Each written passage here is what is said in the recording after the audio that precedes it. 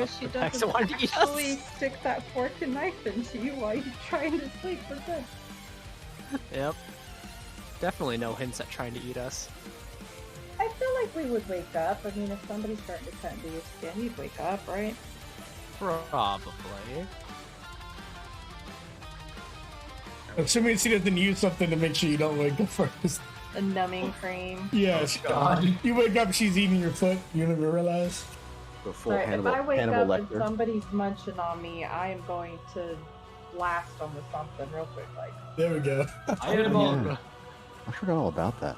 I think that's universally acceptable to destroy someone who's trying to eat you. Yeah. We could maybe politely tell her to go back wherever fucking room she was in before. No, too late. She bunks with us. It's becoming old now. It's only been one day, but it's Well, becoming old. I'm a baby, I'm sure. Ooh, the tender meat. Baby Emirates. she can eat you in one go. There won't be anything left. Like, I don't know what happened to him. He just got up and left. Yeah, like a fairy tale. Yep. Oh. I don't know what happened to your grandmother, little red. Like, yeah, really? I think I see her shoes right there. All the fancy clothing that you'd have to leave behind. Yeah.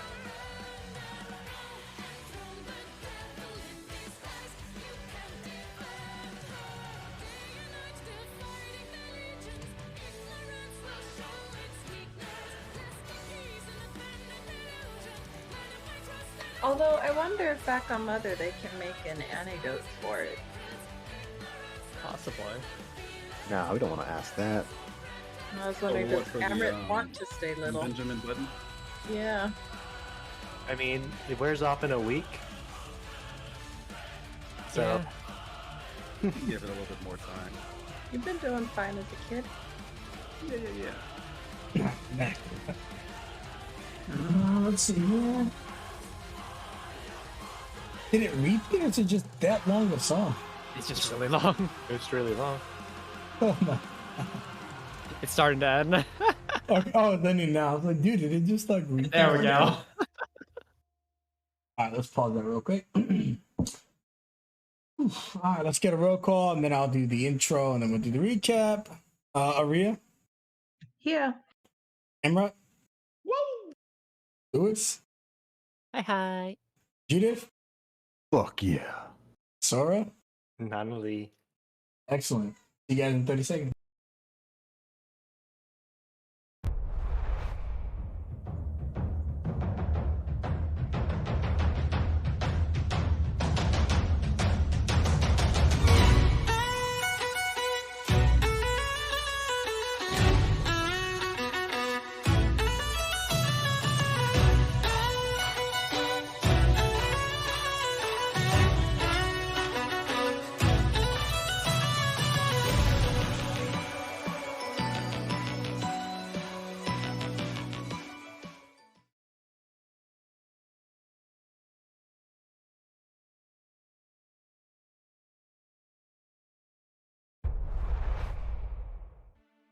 All right, we are back. Game is loaded. Yep, nice. All right, thank you all for joining me for another episode of Phantoms of the Past. This is episode 32, I want to say. Yes. Okay, cool. And I believe Average or Emirates, you've got the recap today. See, that's where you're right. That was concerning. You had me in the first half, I'm not gonna lie. Oh, I should go right now, huh? Yeah. Alrighty, let's be weird. So, some of the usual bullshit since I'm a kid. Let's just say, there's a white space, 2 chairs, and Amrit sitting in front of Kid Amrit. Alright, take it from the top again. Go on, kid. Well, first we touch down, then there's like a big temple, like a building, and on the other side is like some voices. So we try and talk out to the voices, but I think they're kind of weird. So I kind of go out to the side while Noel just knocks on the door and talks to them, and they turn out to be cultists for something I don't really know. Um, we kill the cultists, most of them, and then we have one more guy. So I asked him some questions, like what? Like what's pi? The equation? No, no. Anyway, so we keep going because when we asked him like real questions, he blew up. That was weird. So we keep going to the various rooms and the cells. Um, and actually, there's a cell with a cat with an eye patch that talks. Fine, keep going. So we talk to the cat. The cat says if we free him and get his stuff, he'll help us out because he's like works for Mother Nature or something. So we go around to another room. We kill the guy in the room, and then he has like a blob monster with some other guys, and we take care of those guys too. And he also had like a pet or something. We killed the pet too, and we take some of his information, and then the lockpick and the other stuff for the cat. We loop it back around. There's a hallway, and then we kill they're like animated like soldiers in front of the cell. So, well, I guess we don't kill armor. We destroy the armor, yeah, and then we keep going again, and then finally we go to another room, and there's like a puzzles or something because there's statues, and if you put fire, the different doors open up. So we shoot the fire at the different statues, and different doors open up. But there's a bunch of treasure in like all the rooms except one. The last one is actually what we're looking for, which is the monster. So, well, we kill the monster. Well, I kill the monster because I'm awesome. And then we also kill other cultists, and they're trying to summon something the whole time. But I kind of like put a stop to it too. You killed the monster and the guys. Yes, I killed the monster and the guys. It was just me. Sure, keep going. After that, there's one more guy to question, but then he also blows up. But we I found some papers that show that they actually like work for Palm as well. They're like called the Hand or something. And then after that, we leave, and that's it. That's it. That's it. I'm still trying to understand why the fuck you gave her a fucking skull. That's why I'm trying to ask you these questions. Skulls are cool.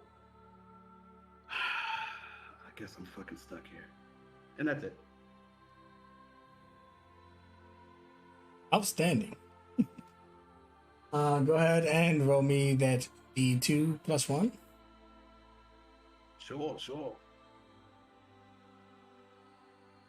God, I was laughing so hard. That was a really great recap. And you earned that 3, yeah. Oh yeah. Now we know that old Emerald is stuck to you. All right, so you guys are on your way back, or rather, just arriving back to Mother.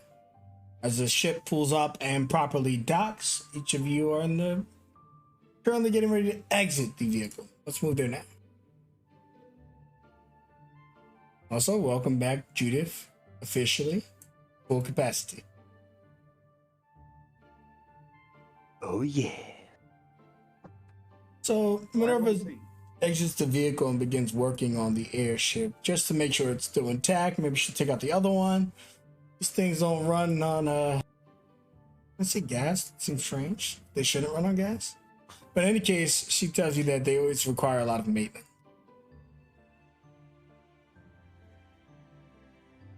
Will it be okay for tomorrow evening? Probably, but just in case, we'll just take the other one. That's why we've got 2. Sometimes there's a little bit of downtime, but nothing beats this transportation except for teleportation. Fantastic. Very impressive.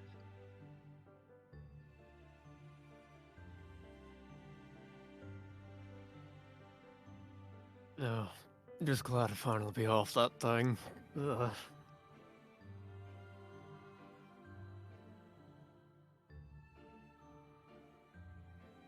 She's working on the ship. Minerva tells you, well, you guys can get some rest. Unless you're gonna head out immediately tomorrow, you don't really need to pick any missions. But of course, each day may be valuable to you. You only get about 5 days worth of training and 2 days of downtime.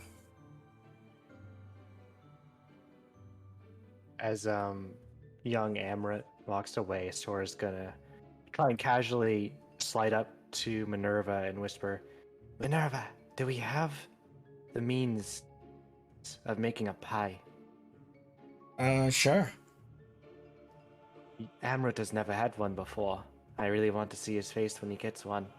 If you talk to Polly Quicker, the girl with the machine, she loves sweets. She has a whole bunch of sweets. She even has something that she has tokened and name brand an easy bake oven. Oh. Do you think we can gather most of the people in Mother for maybe a dinner together to share this pie tonight? Maybe. I suppose if we have it up near the Malder station, it'll be fine, but someone always has to be at the Malder station at all times.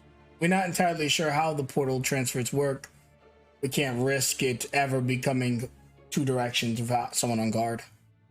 Of course, but mainly I'm hoping at dinner tonight I can make a painting of all the people I've come to meet here. I'm Oh. not sure how much longer I will be able to stay. And I would want to leave something behind to show all the bonds I have made when I go. Sure thing. I mean, you got about, 4 more days of training? 2 Mouthers in 1 day, not bad. Indeed, I am a bit winded, but I am going to take a quick cat nap and I'm going to get my painting supplies together and see about that pie. She Do nods. you have any favorites? Just find out something that Lewis doesn't like and make sure it's on the cake. You got it. As Sora's walking, Judith is going to catch up to her and say, going anywhere soon? Before you go inside. I don't know, you're going so fast. Oh, I thought you was Minerva, but Chia looks back at you. Oh, what's up, Judith? Said going anywhere soon? I just meant when training is over. I didn't know if you're planning on just skedaddling for a little bit or something. I don't know if you realize, Judith, but I have nowhere else to go. The islands are pretty far from here. Are they? Have you ever seen the ocean itself? From Icarus, yes. Well, to travel across it is a different matter. And even then, the islands move. So, you need a lot of luck and the aid of the wind to get you there. Well, you're lucky. I'm sure that's probably pretty close. Got it. What happened to the faith? Come on. Oh, I am pretty faithful. I just miss home sometimes. I'm sure we'll get there soon. I'll love to check it out. Is there anything in pie you like?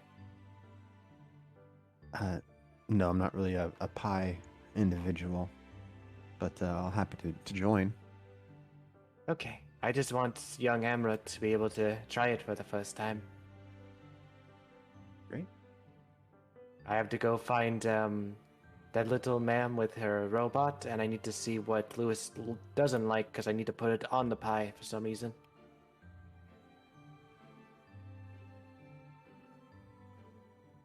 See you later. And what is Lewis? Is he in the bath right now? So as she walks in, what is Lewis up to? I'm sure the curtains are closed and stuff. Sora would probably just hear the water running. A little bit of steam over the top of the curtains. Old man, is that you? Yeah, what's up? What do you hate about pie? Interesting question. Why? Humor me. I don't freaking know. It's been like at least 15 years since I've had any. I don't know, pumpkin? Okay, good to know. Bye. Enjoy your bath. You're welcome? Ugh.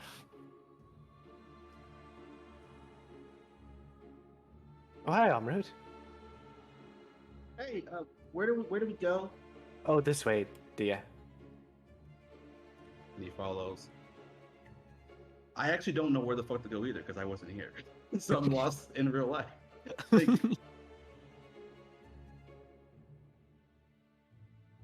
You see, Amra, that Polly Quicker is looking at you and you're walking away. And she just has this competitive kid thing. She just puts her middle finger up to you.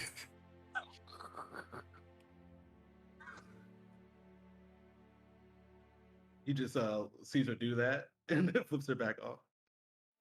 She like looks extraordinarily offended, even though she did it first. Go ahead and take one of the. If you can, go check on the egg, see how he's doing. But I'm gonna go see about the pie.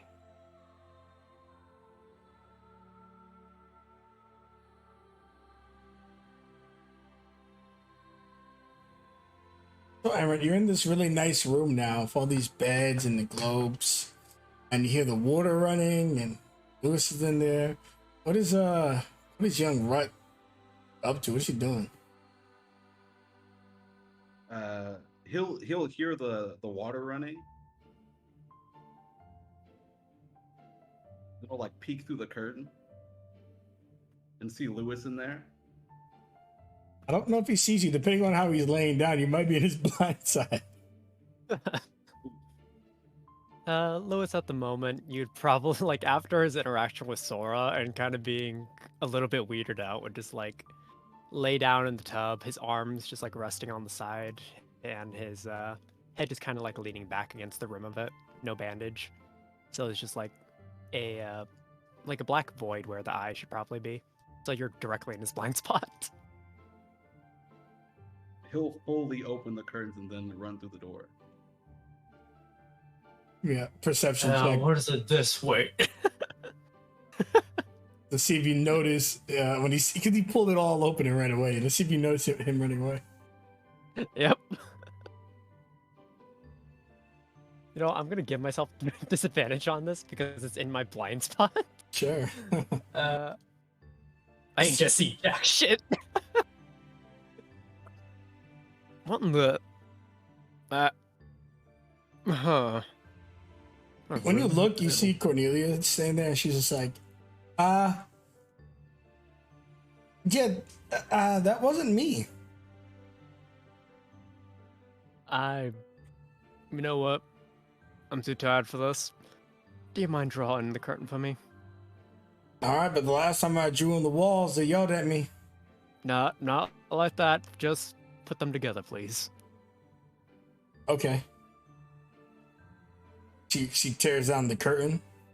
All right, there's a lot of curtains. I'm gonna have to get them all to put them all together. Hold up. It's fine. I'll be able to handle myself. What am I gonna do with the one I tore down then? It's like ripped off, so like the rings are still hanging up there, but she tore it down. Don't worry about it. I got it covered. Okay. You don't need no one to help you bath, right? It's fine. Just give me a little bit of privacy, please. All right. I'll see you later. Later.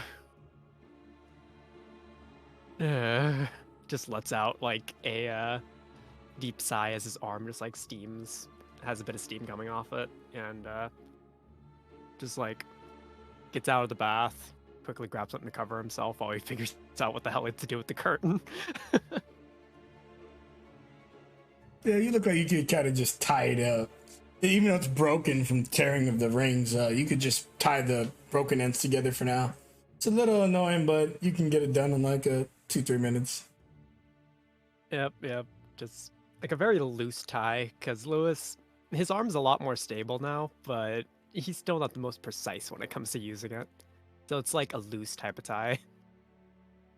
Sure. So, Aria, what are you doing over there? Sitting, relaxing, fighting Mouthers is not her favorite thing to do in the world, and she just needs some quiet to de-stress a little bit. So feeling the breeze since they're up so high and she will probably find a spot to sit and take notes in her book just on the day's events.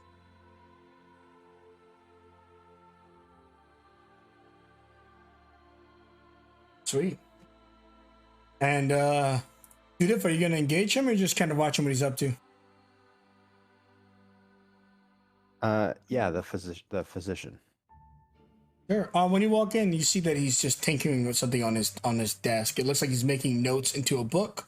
And then he's got some type of hourglass looking contraction. Yeah, little. Hello. Disturbing you? Not at all. Oh, great. What are you working on over here?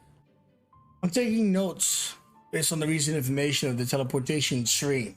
It's curious to me that some of the Mouthers never leave the stream and others leave it frequently. How are they moving so fast? The radius of coverage is, well, sorry, your question was probably didn't warrant a lengthy explanation. I apologize. My questions always weren't lengthy explanations. Do you think there might be some kind of a tunnel system and some kind of extra planar kind of thing? Well, the information brought down from Aria and the Academy, we are aware of things called Guido's Gates. I fear one of these Mouthers may have access to a Guido's Gate. Any idea of which one? No, that is exactly what I'm currently doing. Trying to analyze anything that happens frequently in a certain particular area or region, and how quickly they're leaving and re-entering would explain or likely pinpoint the existence of said gate. Have you witnessed any anomalies in the Hollow Knight section? I think that's where we're going next. Oh, the Hollow one. Yes. The Hollow one, yes. The name is, it's difficult. Some have called him the Hollow King, the Hollow Soldier, the Hollow Heart. In any case, we don't have much information on him. As for his location, he's the only Mouther who's never left the field. He's the first Mouther our portals detected. Maybe there's an anchor of some sort there. Well, question. You know, we're going to go after this the Hollowed One, Hollow King, Hollowed Heart individual. Our current person who makes our potions is kind of a child right now. Absolutely. Is that something that you can do, or is that something that we have access to while we're up here? I could certainly work on getting you some materials. The problem is, with Icarus being nearly destroyed, most of the resources to make potions have been expended. But I can absolutely try to get what material we have left and scrounge up a few. Yeah, from what I understand, what we're going into is going to be maybe our most difficult task yet. And I'm afraid that if we're not able to help each other, then someone's going to die. And it's too early in the story for one of my main characters to die over here. Yes. You do know that you don't have to tackle the Hollow. You do not think you're ready. That's not a me decision. That's up to them. And See? they feel like they're ready. I'll be there to report it. I understand. Well, I'll go ahead and check our inventory and I'll see what I can make for you. We'll certainly try to send you out with something.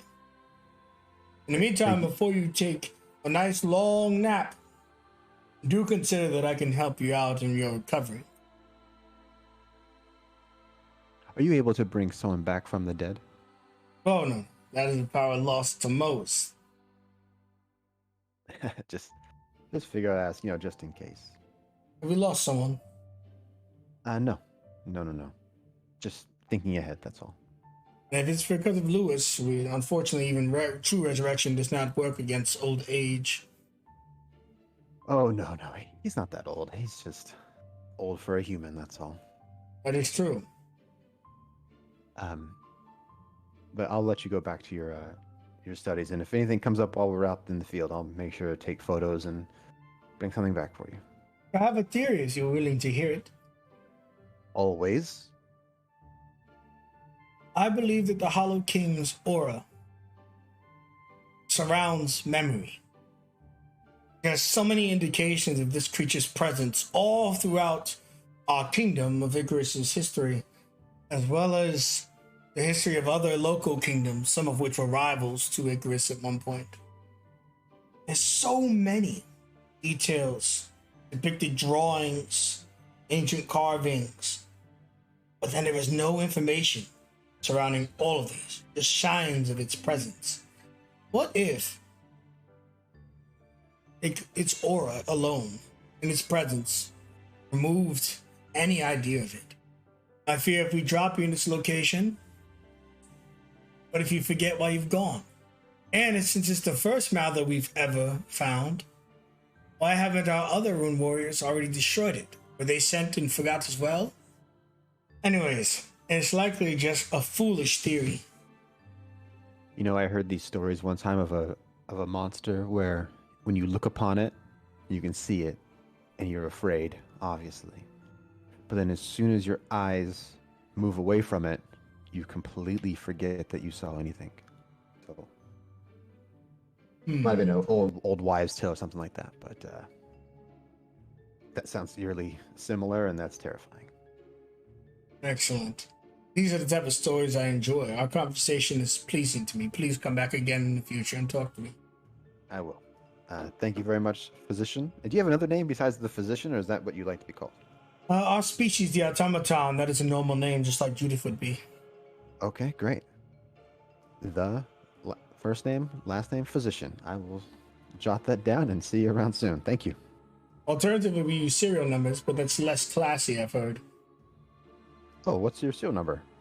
My serial number is 76432.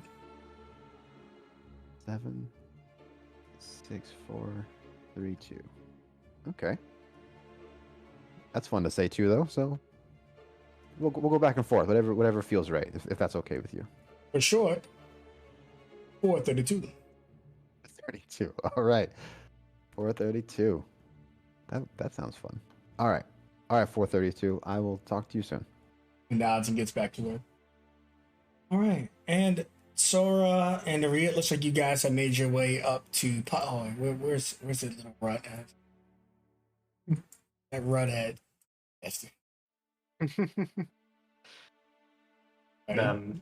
Sora would walk up and put her hands against the shelf and lean over towards Polly. Hello, I think you are the one people talked about if I was looking for a pie. Yeah. I've never tried, what do you say, pumpkin pie before? Oh, Wondering if pumpkin it was pie? possible during dinner. Yeah, I can make you a pumpkin pie. But what's in it for me? Well, I've been wanting to make a painting with most of the people I've met here, and would love to include you in it if you would make the pie. All right, but who's that new kid on the block? It's kind of my job to be the kid around here. I mean, look at me. Yes, you are very adorable, and I would pinch your cheeks if it wasn't for Pogo. Yes, Pogo will bite you in half. I would Alright. much rather avoid that. As the youngest and smartest artificer to ever exist, even exceeding that of the prize phoenix, I'm here to answer all of your questions, including pumpkin pie. Why does Lewis hate pumpkin pie, you think? I didn't know he hated pumpkin pie. But probably because it's pumpkin. What's wrong with pumpkins? Well, you ever seen a jack-o'-lantern?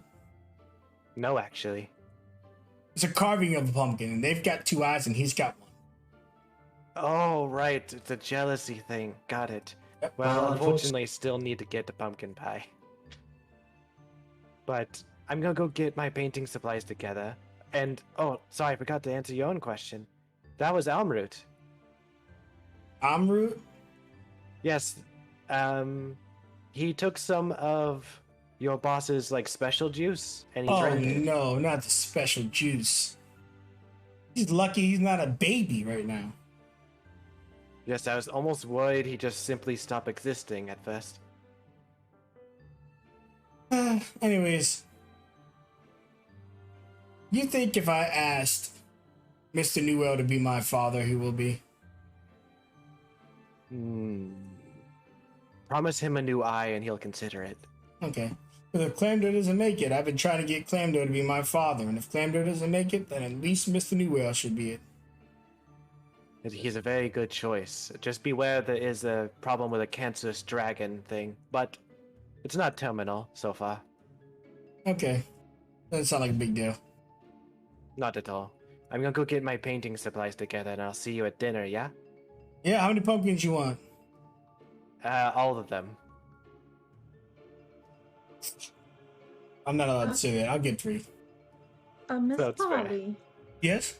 where is supper usually served, my dear? Oh, typically we eat supper right in the main hall. Gotcha, The okay. table Thank is you. suspended there.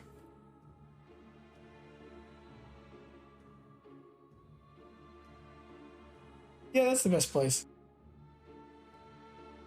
All right. And Lewis, you finally getting back into your bath? Yep, Lewis at this point would have finally finished up. Just like puts on his clothing and tries his best to put back on his bandages, but he's having a very hard time. Just considering he has to like try to tie it in the back and can't really see as well to properly tie it up. Are all the curtains currently kind of just down, ripped down? I'd say like Lewis did a pretty shitty job with tying it up, so there's like Whoa. a sliver of it that's still like pretty relatively open for the most part. He's put on most of his clothing at this point, but he's just like fiddling around with the bandages. Whoa.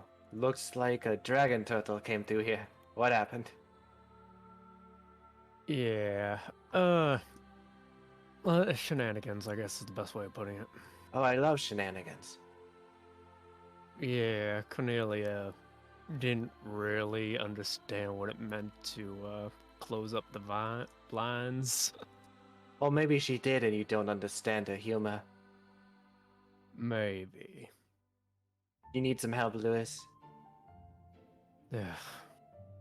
It would be appreciated. Of course. As long as you don't mind joining in on the family painting. Hmm. And Try she'll another project, huh? begin working on your bandages. It's been a while since I painted something important to me. And we soon won't be here after our training is done, and I would feel like a missed opportunity if I did not leave something of myself behind. Something to symbolize the bonds we had made. I'm sure it'll come out good. We'll see. Sometimes I do end up giving googly eyes when I don't feel like drawing them. Just try not to make my eye too bad. I mean, you only have the one, so I can't really mess up. Never really attempted painting much before, so wouldn't really know that issue.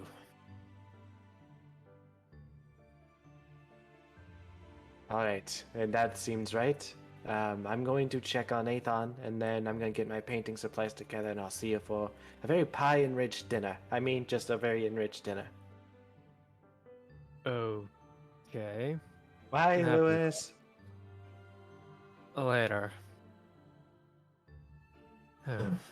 And Judith and young Rut, you guys playing cards, soccer, and he's just watching to see what he's doing. What are the two of you guys doing?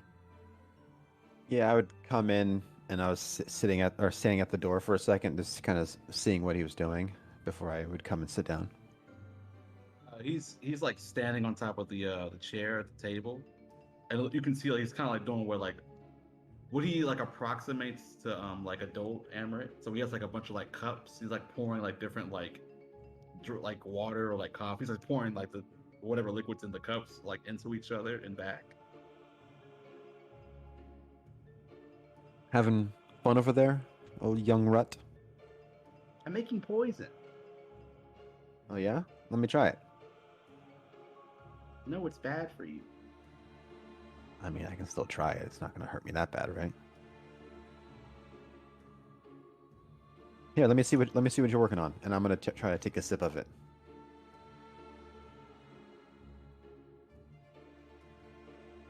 No. So, actually, go ahead and make a Constitution save for that. Actually,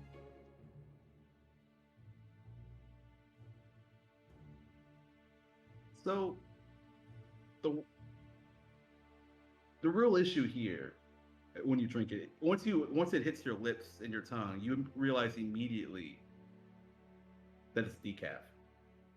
Yeah. Oh, oh. Is this a joke? You should have warned me. You know I don't like decaf coffee. Come on, Amrut. I did. Oh, you said it was poison.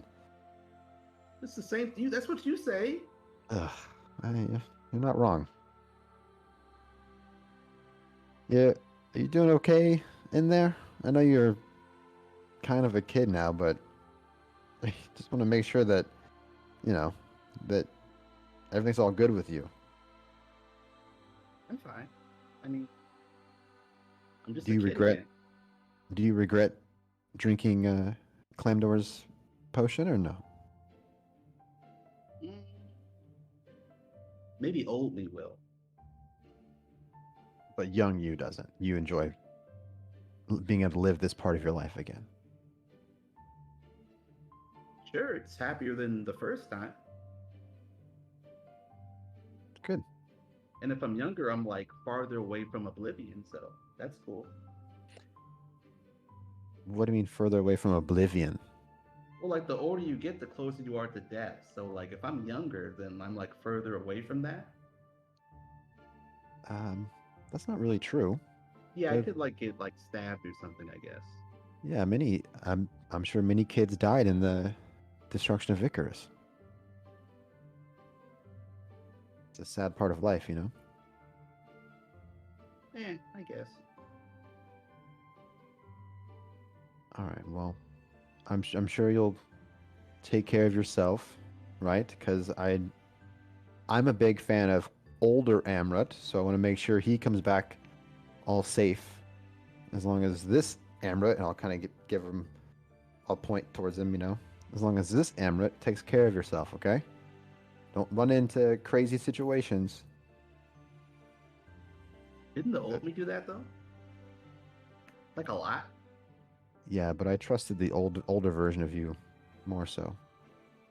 I mean, he like just gestures to himself like his current situation. Yeah, I know.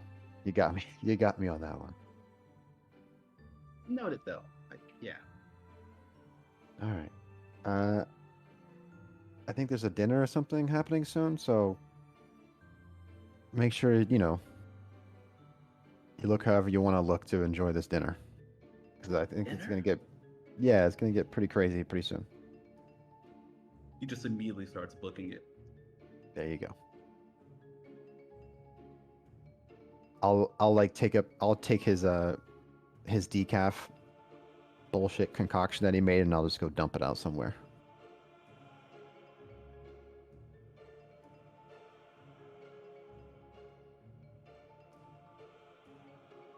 All right, and we started the chat in chat, but if you want to continue it on voice now, Aria. That's interesting. Any reason why he wants to leave, has he said? Just that he has to correct something that was wrong. And in order to do that, he points up to the sky. He's gotta go beyond. Well, I sure hope he will allow himself to recover before he goes tramping off somewhere. Well, they had to use what is it? Is it sedative? Is that what it's called? Wow. Where is he on Mother now? He's not on Mother at all. He's in his facility down below, but he's in the back to tank like me. Just a different location. But they said that they had to put him down because it was against his health. He would have hurt himself. He keeps talking about going to the stars. He keeps talking about going to Prison Planet. The hell is that? I don't know. Very curious. He always has been a curious guy, though. But I'm not supposed to say any of this. It's top secret stuff. In fact, I don't even know if they were listening. You know, I could do this thing. She pulls her ear off and puts it on the table. Sometimes I leave it under people's beds, and it's real interesting conversations. She bends over just slightly and puts her finger to her lips. Oh, it's between you and I won't tell a soul. All right, cool. No one needs to know that there's life out there in the universe. But conspiracy theories will get crazy. Even though that's where I'm from. That's way. She straightens up and kind of just takes a moment. I'm famished. Where's the food?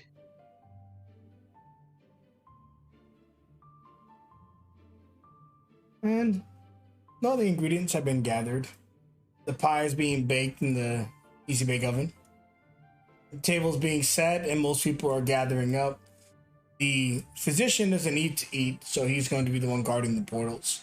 He would get up there and just stand guard, because someone always has to watch over it. The rest of the people are all kind of filing in, including Cornelia returning. Where's this thing happening? In here.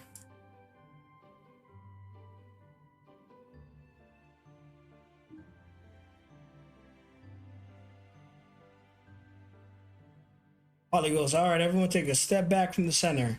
The table's about to pop up.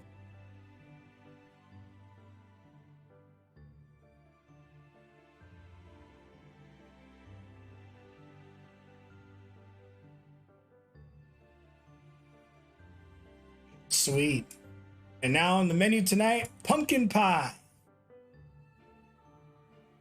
Is there anything else, or is it just pie?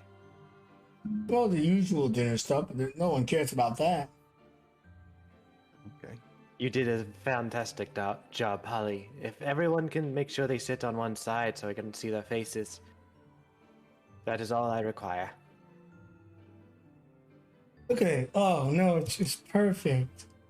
Ah, okay. Bread and stuff, but no one likes that. Can someone go get the old man? All right, I'll do it. Yep. I'll send a message. Louis. Out on the platform, a little bit closer to our dorms around this general area, Lewis, having a kind of caught eye of the portals above him, just kind of glances out and thinking back on the fight and how much trouble he had with it compared to his youth. He decides to train. In his head, he imagines his younger self in front of him, and they both spar against each other. Every movement, the younger version of himself dancing to the side with little effort, past each of the current Lewis's swings. Another being deflected without much issue, and the final slash toward the current Lewis's neck, where it would have been a deathly blow, before the message finally goes off in the back of his mind. Still got a long way to go. Before it just stows his blade and makes his way to the dining hall. I can't find him anywhere. I'm wondering, what is the best way to call a old curmudgeon to the dinner table? You hear the door slide open. Oh. Guys called me. It's time for pumpkin dinner, my friend. That's why you asked? Indeed. I want to annoy you slightly. But also, Jeez. I wanted to capture that moment for my painting. I got you in genuine laughter. I have you, my friend. I'm going to use that. Go ahead and sit next to Minerva when you're ready. Got it. You can see little tiny booths come out of the ground. Not the most comfortable seats, but They're seats nonetheless. Zora's kind of set up the whole kind of station for herself, or with a canvas sitting on an easel in front of her, but a little table containing some of the food to herself, as her tail will occasionally reach down, wrap around something, and bring it up to her face.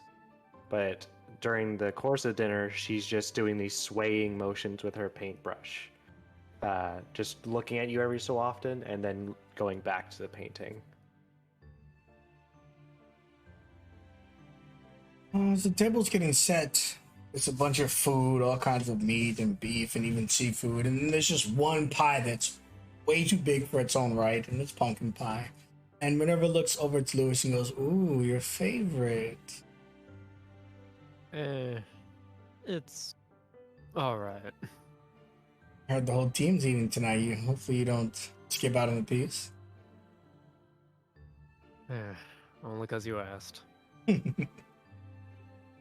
So I heard you guys were considering the Hollow King. Is that true? Yeah. At the moment, we're gonna need to push ourselves best we can. Don't have much time.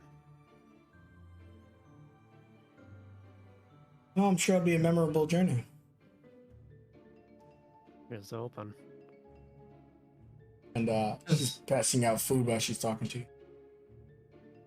And Lewis is just like slowly eating, just like not even really registering that food's just appearing on his plate somehow.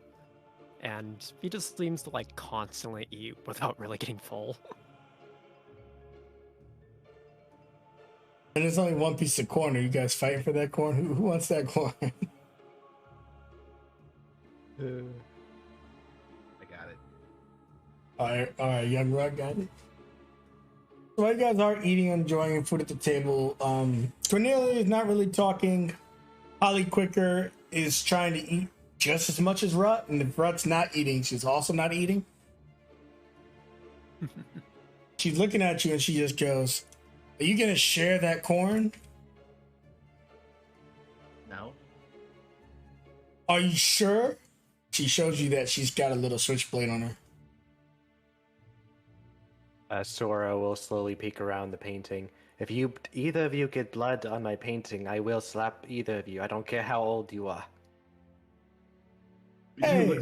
He like looks at the blade and then looks at her, and like the look in his eyes is just pure malice, and just killer intent, like bearing into like the back of her head. Give me intimidation.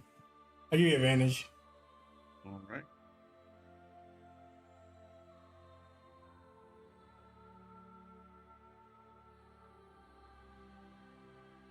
You see, she's staring at you and you guys are having this contest. And there's this silence. Sora's probably talking to you guys in the background, but it's more like a you don't really hear anything. And then she looks at you after about a minute. Fine. Fuck.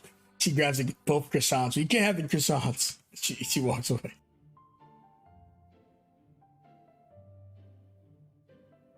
Sora His eyes will will. like slowly follow her, and then he'll get back to eating. You'll hear Sora snapping at you. Hey, I'm rude. Supposed to be making friends. He pulled a knife. So do you. You stabbed me multiple times. That's how he makes friends.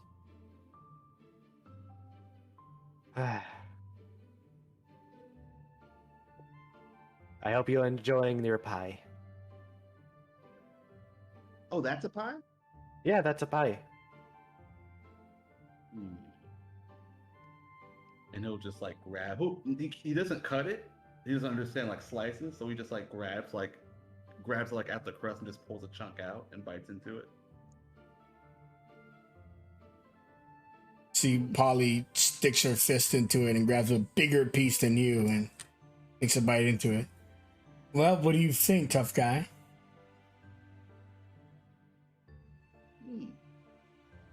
His senses are like overloaded with sweetness because he's like never had like anything like sweet like that in his life. Sweet. First time? She takes another bite. Maybe. Rookie. I've been eating pie since at least a year ago. It shows. And he like takes another bite. You see Pogo's head start bouncing to left and right. He usually does that when he's nervous. And she walks away. She debates beating you to death with the cob left of the corn, but yeah, he doesn't. You'll just keep contently eating the pie. Lewis, Aria's right hand starts to come around her body, and as it's coming towards you, you see a rose is finishing appearing within her hand, and it's just got this beautiful orange hue in the bud. She hands it to you. Make her happy. It only lasts about 24 hours, but do it. And she like pushes it against you, making you take the rose.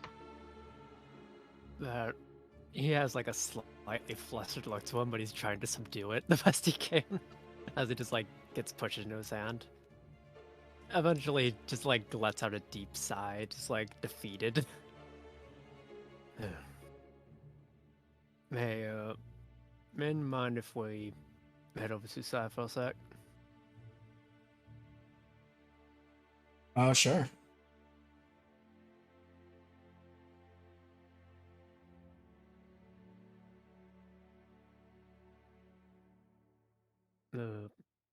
Found this on the mission and figured you'd like it. I don't remember fully, but favorite color was orange, right? And just hands her the flower. Just like a really awkward stance. Usually you're not so forward. I just remember that I was the one that had to ask you out on our first date. You know, typically the men do that, right? Well, just thought it'd be a nice change of pace as well. Like one hand just like rubbing against the back of his neck. She looks at the flower and smells it. This is nice. But you know you shouldn't lead a girl on. Yeah, no. Just thought a gift would be nice, so. She puts it in her hair, tucking it under one of her goggles. How's it look? Just right above that ear. It's just like his eyes just go soft with the smirk on it. Just as beautiful as you are. She looks away. Now.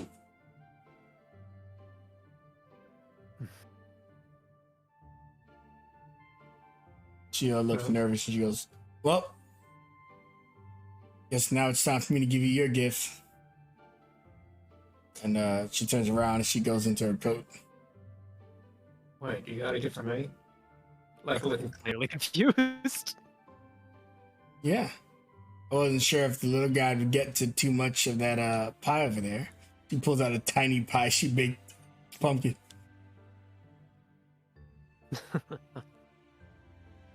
You and your sense of humor. And then she waves her hand over it. The minor illusion. I know you don't like pumpkin pie. Here, it's apple. Oh, thank God. That texture was really starting to get to me. I was just messing with you, though. I'm happy to know Sora comes through. Yeah, she's a good kid. Let's get back to the table before they think something's up. Maybe, well, yeah, let's get back to the table. Gives a slight nod. And just slowly seats himself. You feel like she wanted to say so much more, but she knows that after tonight's nice gesture, you still gotta go save the world. That was always the problem. Yep. And Lewis just as much, but there's still a few obstacles that are getting in the way. As Lewis seats himself, he kind of just like continues eating like nothing really happened, but under his breath would just say thank you to Araya. You'll see her smile but she doesn't say anything either. She keeps eating, but she smiles in return.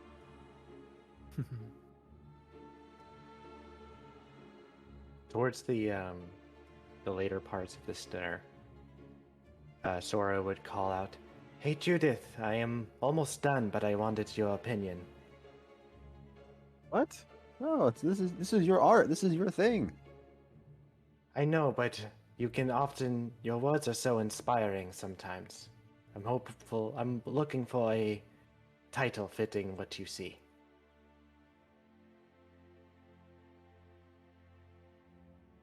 Okay.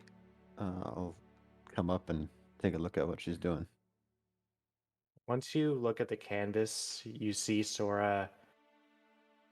Well, let's roll right now and see its quality, is what she's done so far.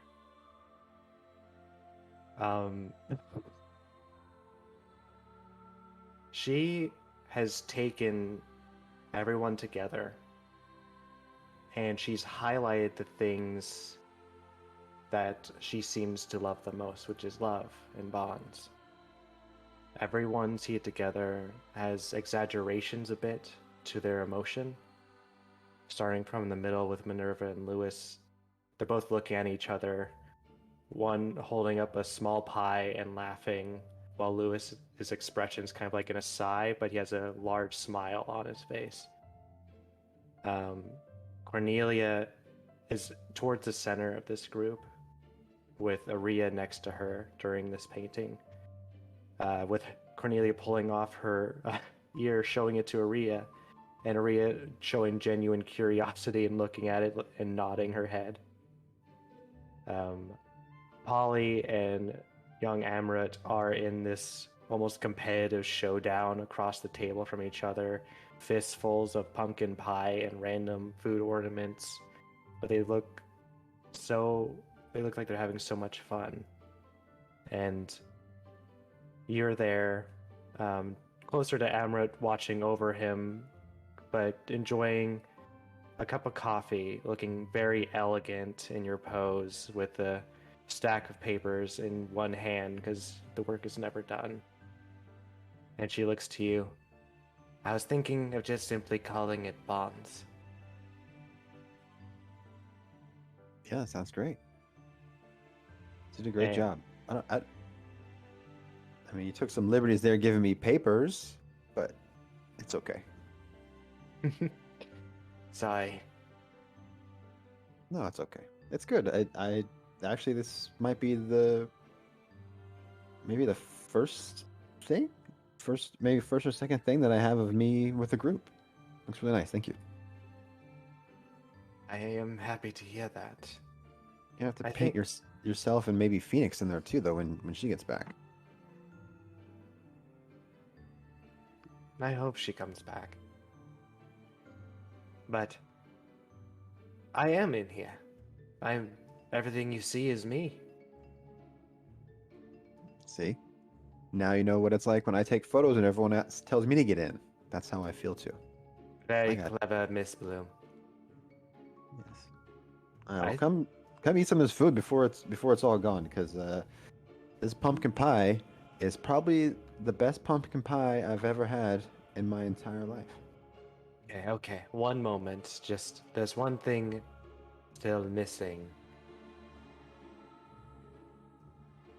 What's that? Thing's still missing. I think every artist leaves a signature in their work. And Sora will reach up, grabbing the flower Lewis had given her a while ago, pulling it out and looks down at it.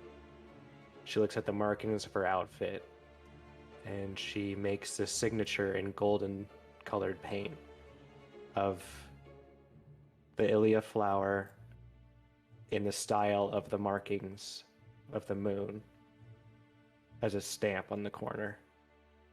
I think that shall be my signature. When people see this, they do not think of Aku or monkeys or the moon. They will think of Sora. Very beautiful. Now I just have to let it all dry, but that pumpkin pie is mine. All right, kids, stay away from the painting. No one gets close within 5 feet, or your answer to me. Intimidate. Oh.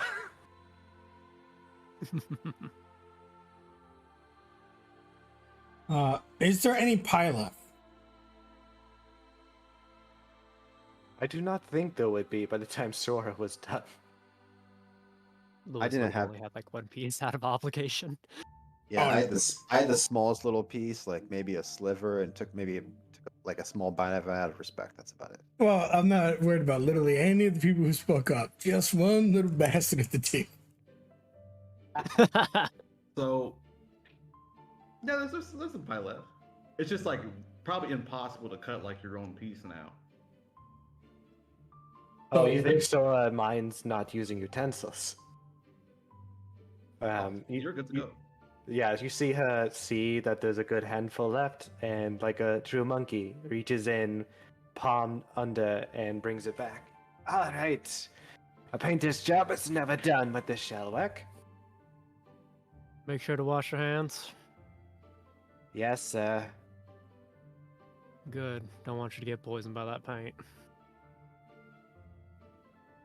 And she looks at you, and you just see that she has paint smears all over her face. What? That. Just like face palms. And she takes a bite while you're face palming. This is good. Oh. Well, this is really good. Why do you hate jack-o'-lantern so much, Lewis? Something about the texture just doesn't feel right on the tongue. Is it because they have 2 eyes and you have 1? Wait, why would that? He just looks really confused.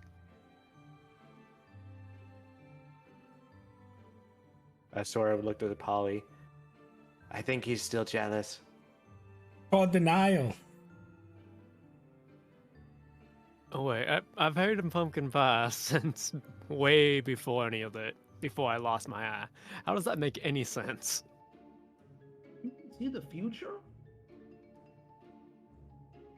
Yeah, just like drops his head on the table.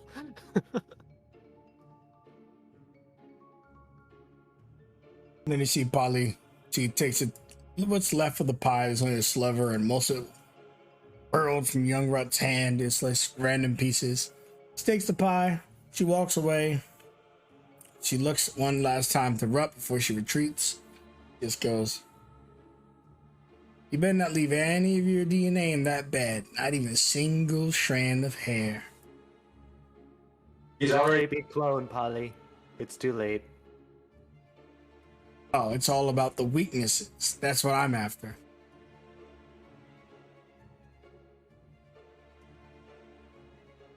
See, you're making friends so quickly, Amrit. I'm gonna tear her apart like a butcher pulls pork. Oh, Minerva looks worrisome at Lewis. Your job gets harder and harder, doesn't it? Yeah, he's an interesting one. I'll let you eat all night, but you guys have a mission tomorrow, and I've got to make sure the airships are running. Night, Louie. Night, Minerva. yes, I am very much exhausted now. I'm going to go tuck Aethon in and try and rest. Everyone is free to look at the painting before they go. Just don't touch it, it may smear.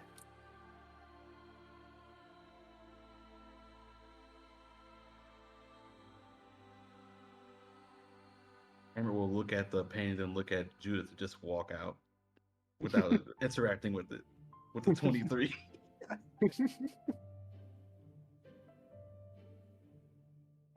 Lydia stands a few feet back and looks at it and admires the strokes and the liberties that she took. Cornelia's ear is definitely interesting, but she's more admiring Sora's take on things.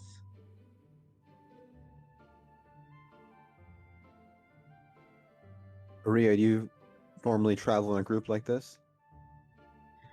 No, I can't say I do. I mean, she really made it look like we're all a big happy family, even though some of us just met each other the other day. I mean, that's Sora's way of looking at it, seeing the potential in the friendships. It's good that she has so much optimism. She's gonna need it with all the tasks you guys have ahead of you. How long do you plan on spying? I mean, watching over us. It's all right, Judith. You can speak your mind. It does not insult me in the least. I guess honestly, until the university is satisfied. I mean, you guys seem to be doing very well given all that's happened.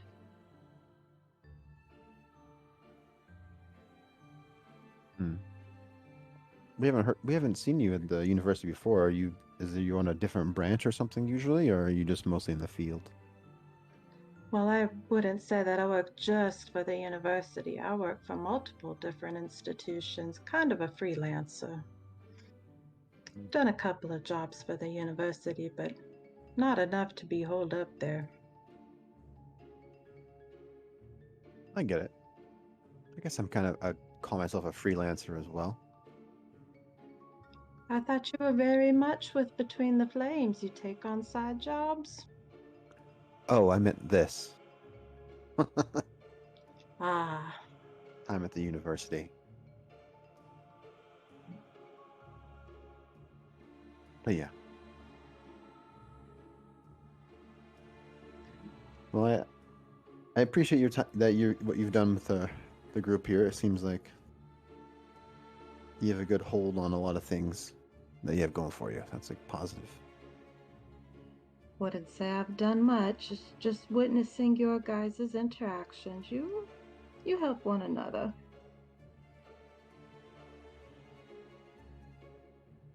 You don't happen to have any insight on Phoenix, do you? Any way to reach out to her, like you do other people in that book that you write?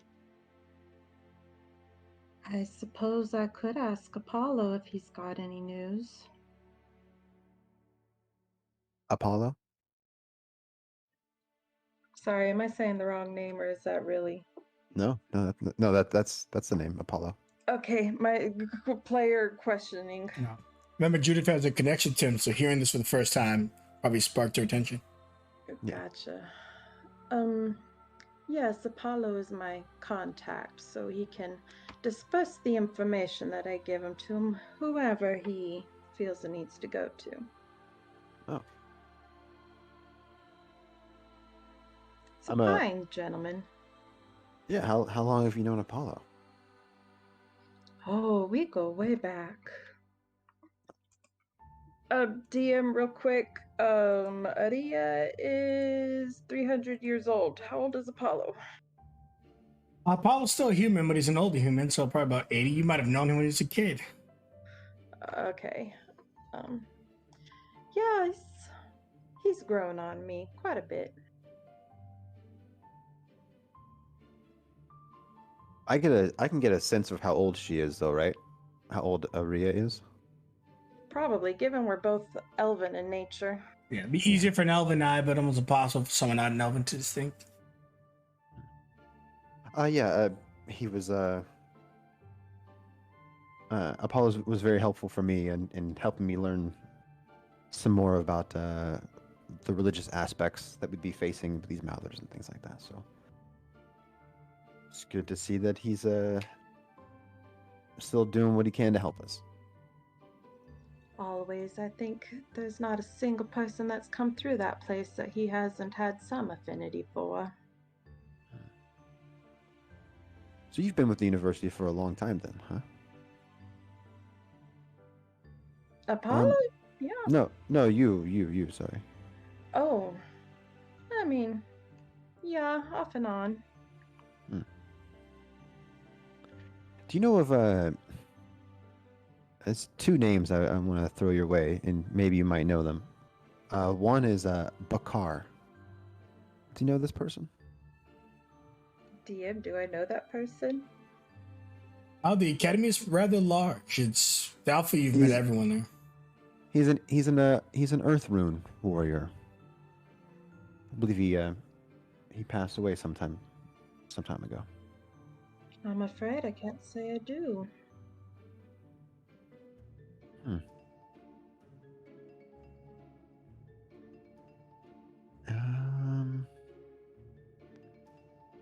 And then I'm just looking at one more thing here. So while they're talking, Lewis, are you just kind of like listening and watching, or are you zoned out doing your own thing over there? Lewis is kind of just doing whatever he can to help clean up the dishes and things like that were left over. Like, really kind of just like scraping the food off the table after Polly and Amaranth's little eating competition. And he's kind of just like zone out. You notice attached under the table, there's a blowgun and was pointed where Amaranth was, just in case he came at her. His eye like widens slightly. Note to self, keep an eye on Polly. And just like slowly stows away the blow dart in the back pocket. Could I insight her about the Bakar thing? Sure. I'm going to use an inspiration on this.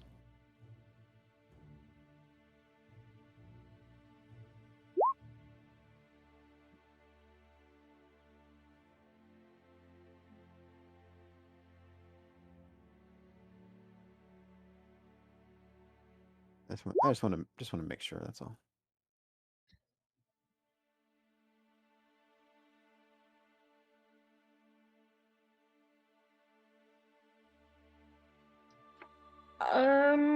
Well, I guess I should probably roll either my deception or persuasion, right? Well, if you're going to be dishonest, then deception. If you want to change the conversation, you can persuade above the 22.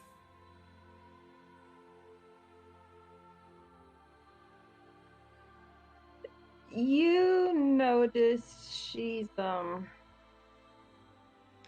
not that she's like lying through her teeth, but it's an uncomfortable topic.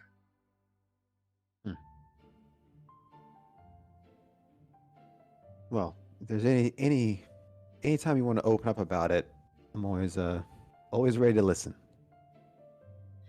Being a journalist, I'm sure you must listen to a lot of people, huh? I try to. Always there to be there for to uncover the truth or unsolved mysteries kind of thing. It's a very good trait to have, my dear. I'm handy in my life so far. And right now, there's only one thing I'm curious about, and that's what the backside of my eyelids look like. So, excuse me. Good night. You can tell, like, Judith is like pleasant towards you, but like the tone. Oh yeah, she Yeah. don't trust Eddie at all. I got that. Yeah, like she's pleasant, but I don't trust this old elven ass. No offense. It's that whole spy thing. If it's just Lewis and Adia in the room, Lewis, I don't know if you're paying any attention, but you'll notice Adia's body posture, like the shoulders slump a little bit, and it's just her that Judith is gonna be a hard egg to crack type thing. Lewis hasn't been paying attention at all this entire time. He's just busy like scraping at the table. Oh, this kid's really gotta learn how to clean up after themselves. Yeah, it's quite an interesting amount of shenanigans going on. How are you feeling, Lewis? In what way? I know, just with the day's events, and you seem a little bit lighter to me, that's all. Yeah, thanks to you. Whatever the hell you did definitely helped out. Just remembered a couple things is all. Happy to help. Could do it again if you like. Be appreciated. There's this a slight smirk on his face. How about I help you clean up, and then we'll find somewhere private to be. Yeah, would be appreciated. Almost done, thankfully. Just got a couple more plates to go. Where you're cleaning things up and pile them in your arms, Adia's doing prestidigitation. She's not physically holding the stuff, but she's making things cleaned up that way. Yeah, it's always a bit envious of you spellcasters. Makes things a hell of a lot easier. It is a nice thing to have. I've had it for so long now, I almost forget the days that I didn't.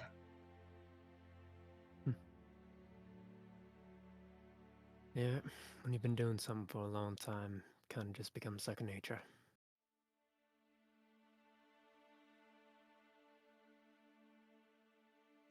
There's still sometimes that blows me away, to be honest.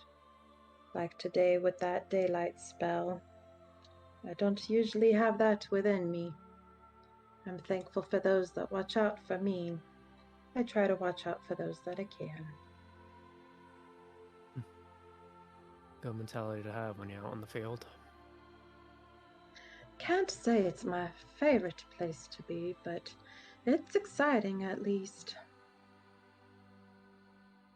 Yeah, tell me about it. So Adia will look around, trying to make sure there's no Cornelia hiding anywhere, trying to find a private place to be.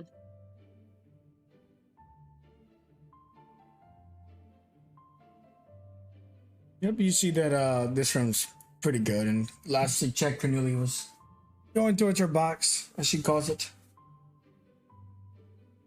She'll turn towards Lewis and motion for you to just pull back your jacket a little bit so she can touch your shoulder where the markings were.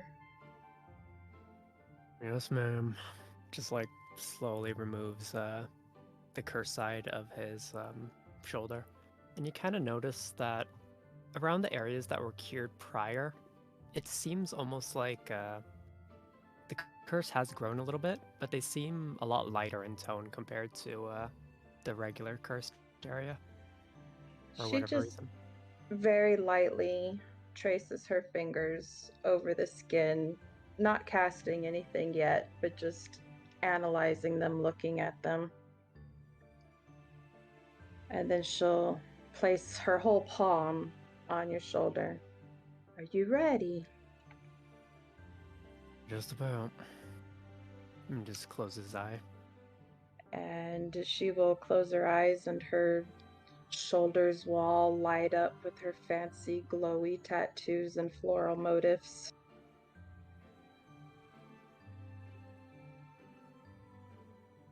Five percent. All right. At this point, 5% some of it is down. actually, yeah, 5% down. Got it. Your collar's starting to cover your infection a little bit better. Still got a long way to go, and you don't think it's a solution to remove Tyrandrum from your body, but very least not allow him to take hold for now. Yep. As the purification slowly makes its way through the curse, visually speaking, the curse itself seems to start to recede, with the darkest portions of it pulling back more, and the lighter sections that have recently appeared also trying to pull back. But it seems to be the most outer section of it at the moment. As within Lewis's head, he was starting to hear the voice once more, as the purification slowly flooded its way through Lewis's mind. Lewis hears one statement from Tyrandrum before it starts to become drowned out. Do you really think that forming these bonds will change anything? You know better than I the consequences. Before it just becomes drowned out, almost like water flooding the voice out. Before Lewis just slowly opens his eye. Lewis, when you open your eye, you're in a dark room.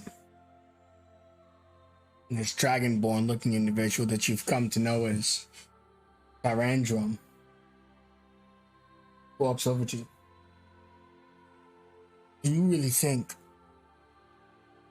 you could defeat the Hollow King without my strength? Honestly, I'm not sure. Last time we tried to go up against something as strong, we barely made it out. That was back when we still had Mistafar. The Hollow King will give you a throne. Then I guess we just gotta figure out a way to take it. You're not hearing me. You're my vessel, not his. There are many other mouths to pursue. Take a different course of action. And he waves his hands, and your body starts to shimmer. Listen to you. So when he waves his hand, your body starts to shimmer, and you show some resistance. When you go to look where he is, it's just a mirror. You see yourself. Because this is your destiny. Should you pursue the Hollow King? And I want you to be mine, not someone else's. And he leaves. You try to call out to him or anything, doesn't respond. But it seems his only concern seems to be that the Hollow King may be able to take control of you, and he wants control of you. There's just a slight smirk on Los's face as the surrounding area starts to slowly fade away. Almost like the color of it is like dripping off of a canvas to just sheer black. You're not the one in control. And if I need you, I'll do whatever I can to mold you to be whatever I need. But I sure as hell won't let something like that overcome us. Just as suddenly as you were in that black room, you're now here. And Naria, those words, they don't mean much to you, but you just heard them. At least those final statement. Lewis, what was that? Mm-hmm. He kind of just like shakes his head almost like he just came out of a daze. What was what? You said something about you. Never mind. She puts her hand one more time. This time she just casts Cure Wounds on you because you're looking kind of yellow.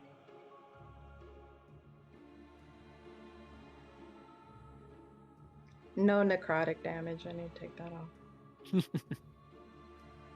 He kind of has like that little back shiver you get every now and again where it just like goes up your spine.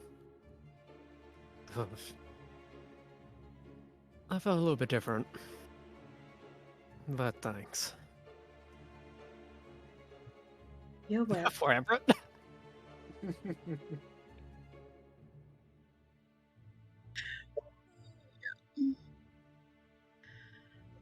Alrighty, well, I'm exhausted.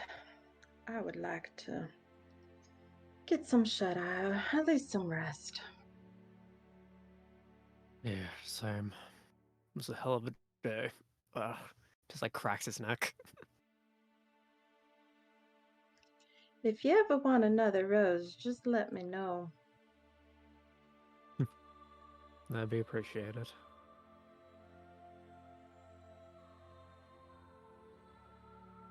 Okay, and as the rest of you retreat to your rooms, is there anything else someone would like to touch on before we simply complete a long rest and get on our way to fight the Mouther known as the Hollow King? Tier 3 threat. Like the devil was before him. Anything else you guys would like to do tonight? As Adia comes in, she has one more Cure Wounds in her. Judith, is your shell up on your pod there? No, no one told me that Cornelia might be killing us, and I've been sleeping with it down. Do you seem to be asleep already? I'm passed out. She will just lightly touch your arm and put one in you. May you have an amazing night's sleep. Ooh. Thank you. Is there any resources to top off? Because I actually don't have any hit die for this long rest. Oh, I'm sorry, I didn't realize that. Nope, I only have 2 spell slots. That's all good. Just wanted to see if there's anything. The physician had told you guys that he could give you guys some health. I could have maybe like because maybe I could have like said a little lullaby or something to Sora as I was falling asleep. If that's okay. Sure. Yeah, you also so you're always entitled to when Judith's short rest feature whenever she allows it. I think I have to roll a hit die though, and I don't have any. I'm okay if as long as it's a part of a rest, Okay. it'd be fine with me. And that's exactly what I needed. The first one. Excellent. Anything? I have one on, so the second one would be needed. Thank you. Oh, okay. Okay, I'll give it to him. Anyone else need that healing or no? Topped off. I'll take it. Okay, yeah, you take that last one. Thank you. Sweet. Now everybody should be topped off. And then when you complete a rest, you'll get half your hit dice back. Of course, you can't spend those hit dice, but the next time you take a rest, you will be able to. So before we close out the night, Lewis, are you doing something here? Do you want to scene to close out tonight, or? Lewis, kind of noticing the portals up above through the corner of his eye. Just remembers that prior training session where his old self would have beat him. And decides he's going to just train for a little bit more. This time, a little bit slower without an opponent, just to further refine each and every movement down to the most minute muscle, and to just strengthen what little he currently has. Just something simple. Excellent. So as you train throughout the night and prepare yourself for the mission proper tomorrow, eventually, unless someone has anything else, you all would go to sleep. Eddie is gonna write Apollo asking if there's any news about Phoenix. Okay. And I'll send you a DM of any response he gives you, if any. Alright. Don't worry, if he doesn't, I'll tell you he doesn't send it, so you're not just waiting around. So as you go to sleep,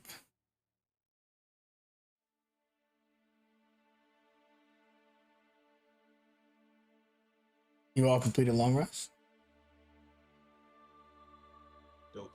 You get back half your hit dice to use for future rest, and you get ready to go out on mission. You see that at some point during the night, Cornelius sneaked into the room because he's sleeping on the bed next to Aria and young Rut. Other than that, unless you want to go through the morning routine, do we want to get on the ship and get the hell out of here? Let's go kill some fucking mouthers. All right. The plan. Oh, sorry, and then I say that. But did 4-3 Or 32. 432? Does he have any kind of potions? Oh yeah, she would have given you guys 2 basic potions in total. Okay, cool. Thank you. 2 basic killing potions, a long rest, and a dream. Let's go. So, as you all eventually get on the ship with Minerva, she takes you on the vessel, flying you to your destination towards the Hollow King. The trip is only about 3 hours when you would arrive at the side of a mountain. So you're almost next to Chimera's Spine, which is just right of Icarus. And she almost gets you a pinpointed location, like she's been here before. She tells you that, well, I'm not quite sure how I knew it'd be here, but it's here. And she lowers the roped bridge and wishes you all luck on your endeavor. Do you have any questions for Minerva? Or is it simply just a goodbye? I don't have any questions, but I do tell them all the stuff that that the physician told me about the possibly forgetting when we see him, when we see this creature. So I'm gonna pass out, if you can say I could have it, but I want to give out like a little bit of ink to everybody and so everyone can have it. And if you see the creature, if you see this creature, just put a little mark on your hand or on your body or your arm or something, so then you know that you've seen it. So then when you turn around, and if you don't see it anymore, you'll know that you saw it because you had a mark on you. You guys got that? But what if we forget what the mark is for?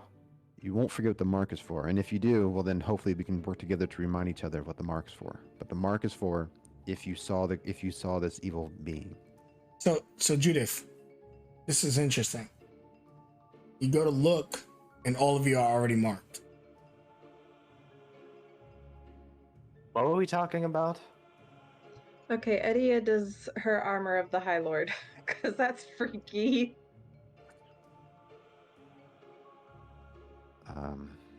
Hey, why have you all gotten into my black paint? We just talked about it. We just talked about it, Sora. That means Talked about what?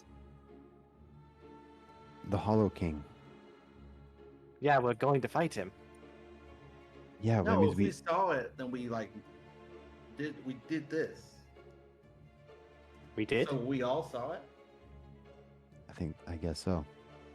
I mean, eventually one of you may think to ask Minerva, but you realize that you're standing in a foundation.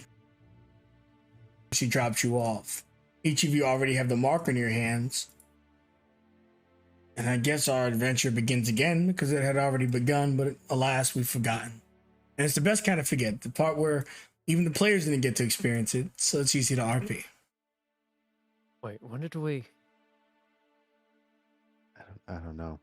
But Oh, it messes with memory. Maybe it messes with time. I don't know. But Maybe we should, everything's take in these flux off. here. Take what off? The markings, and then we can do it again. No, you just do it. You just do a second mark or a third mark every time you see one. Every time you see the king. Remember who you are. Those words echo in your minds. They don't seem to come from anywhere in particular, more like someone speaking to you in telepathy. ooh, this is making my brain tingle. Oh Um, God. He lives in you. I'm sorry, I was thinking Lion King because what Falcon just said. Anyway,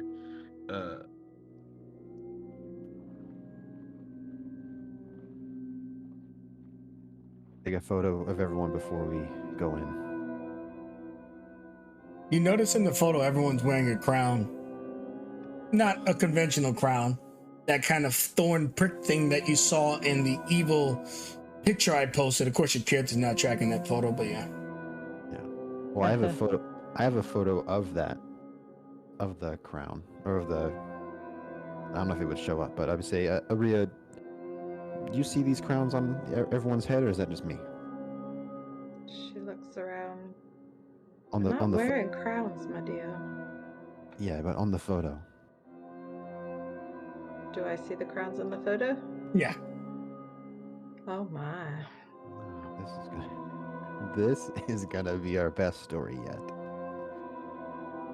Maria, you're wondering who took the photograph here because Judith's in the picture.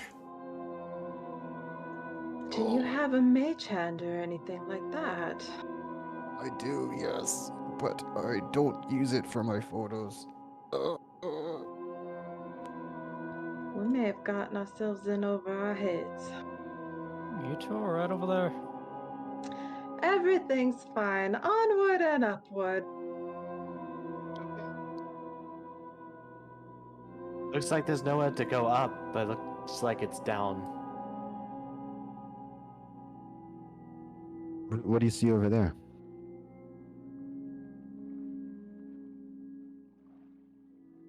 So young Rut, he asks you what you see over there, and you just see a little boy that looks like you, and uses his middle finger to kind of like do a hush motion.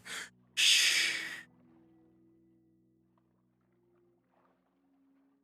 he'll frown. Does it look like exactly like me? Yeah.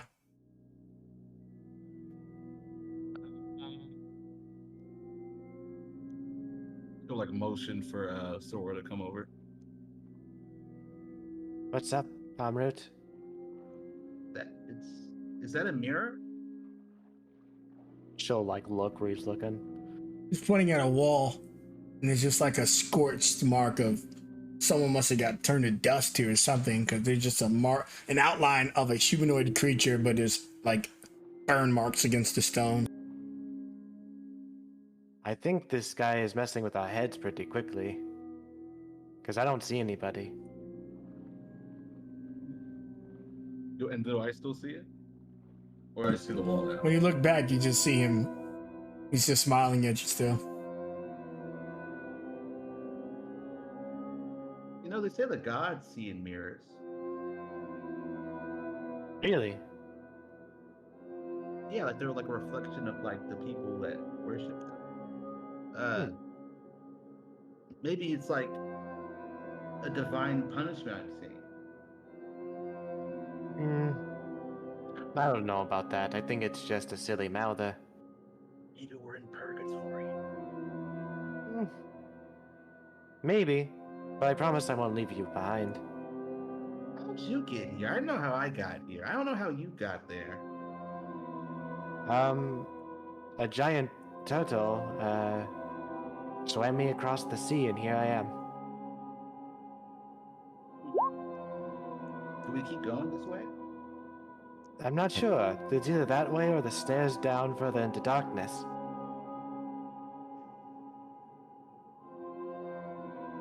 What else is over there?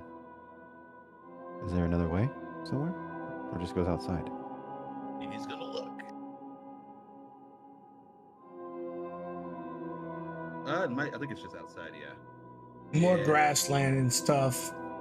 See the side of the mountain of Chimera Spine. This place is really well tucked.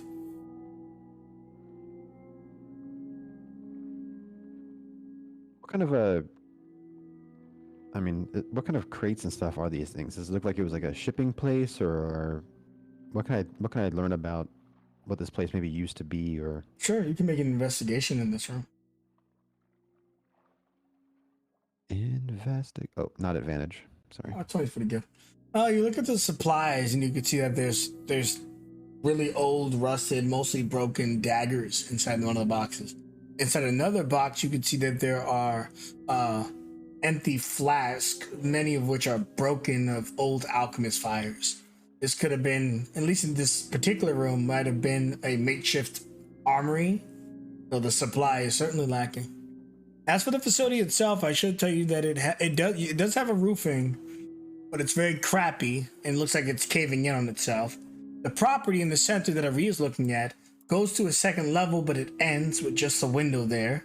And then there's this ominous descent into the ground itself. You don't remember getting here, so it's hard for me to describe what you saw leading up to here. Do we feel dark Mouther energy coming up from the stairs?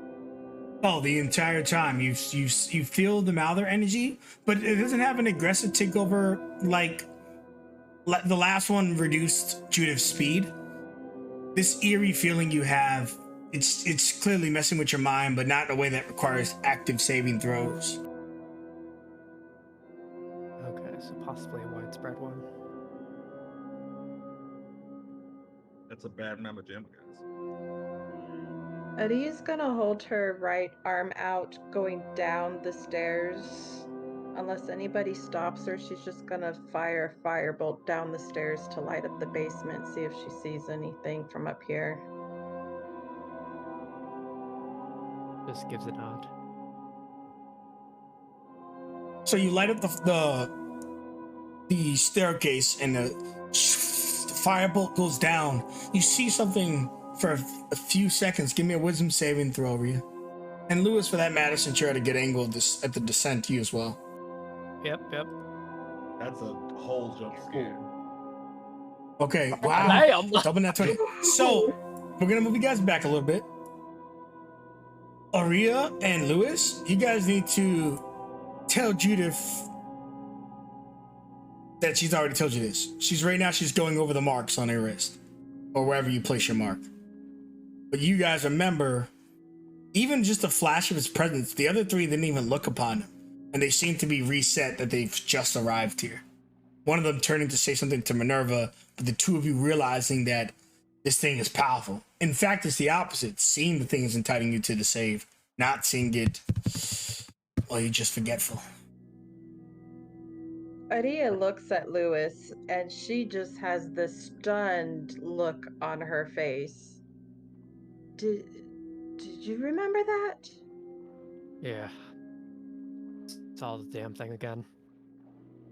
Oh my. And then she turns around and looks at the other three.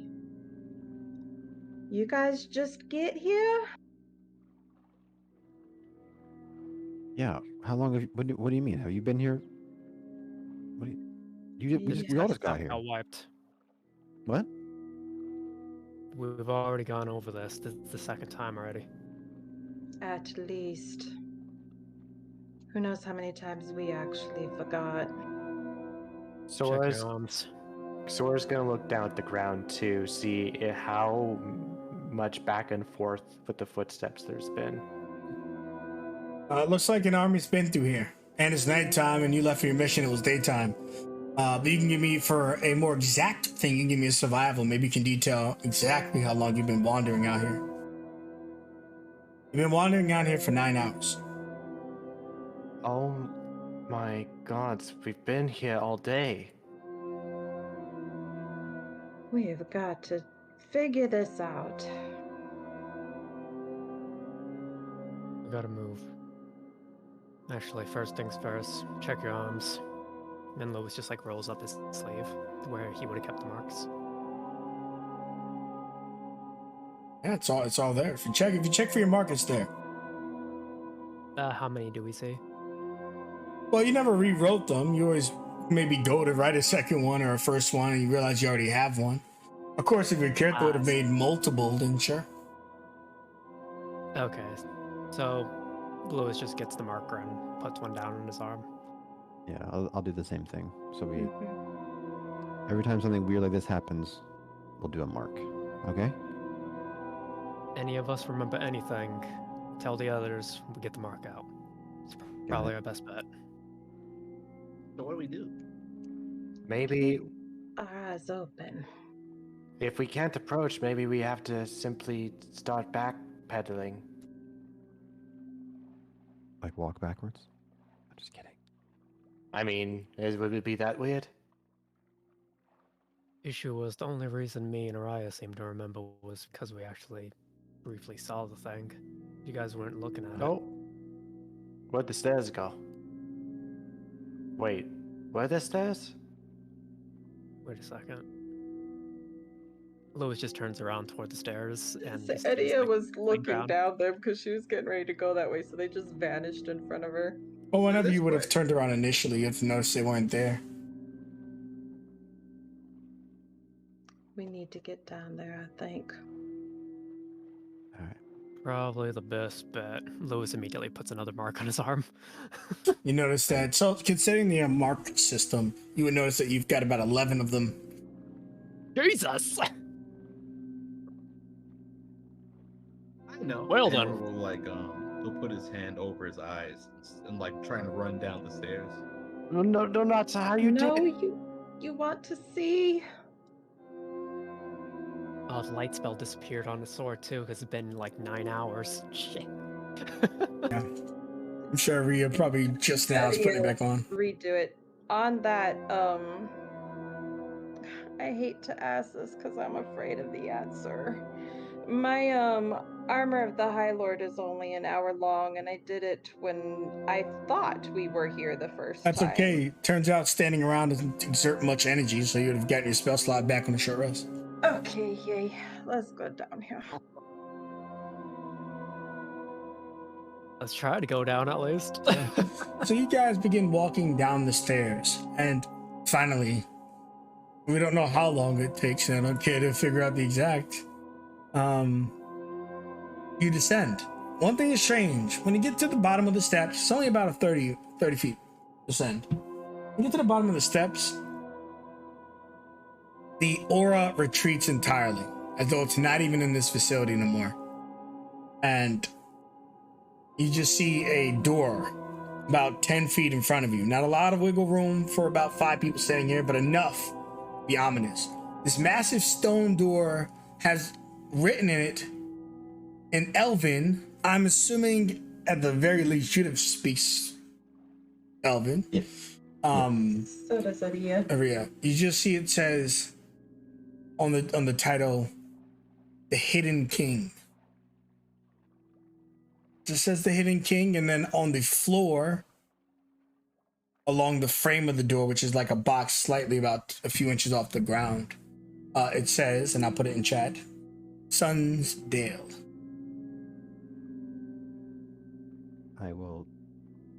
I take a photo of it. Sunsdale ring a bell?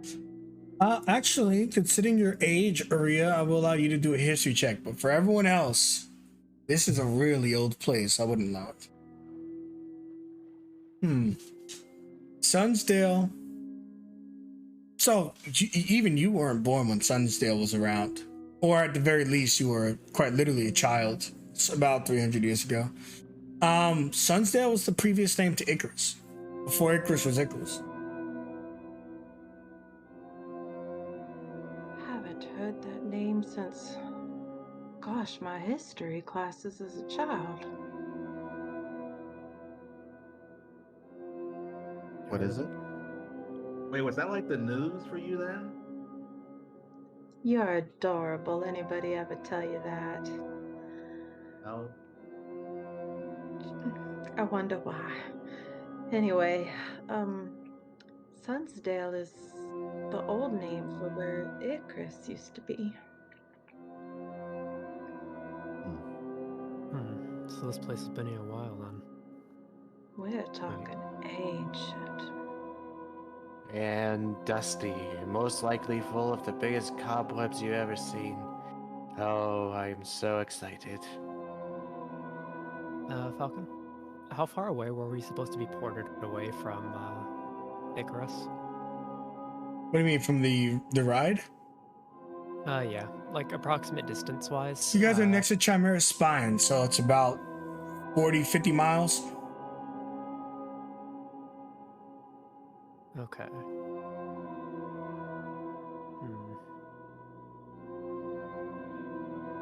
In case you do eventually come out into a massive room. Yeah, that door you were looking at, for some reason it's behind you and it's closed. Damn it, we saw it again. Check's arm. You have 15 marks, previously 11. You know, We need to move quick. Luckily, it doesn't seem to be able to hurt you when it loses your memory. It probably would have slaughtered all of you already. maybe there's not something to fighting it, because I would say the same thing. I would say it's not hurting us when it's doing this, and it could have. Maybe just gotta open up a little bit. It might lead us somewhere. Might lead you to that pile of bones. When you look into this room, you can see the obvious pile of bones with a bunch of chains tying them down. There's also several fountains. That's what these things are in the corner.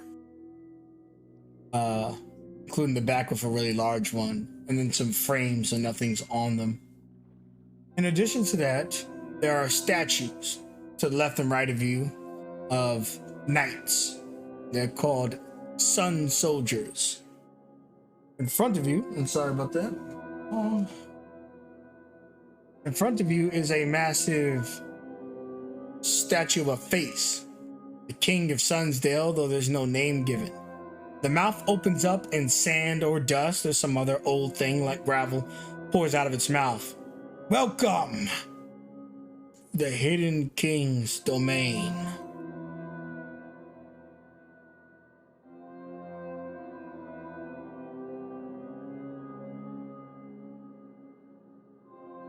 Natalie, I am Sora from the Turtle Islands.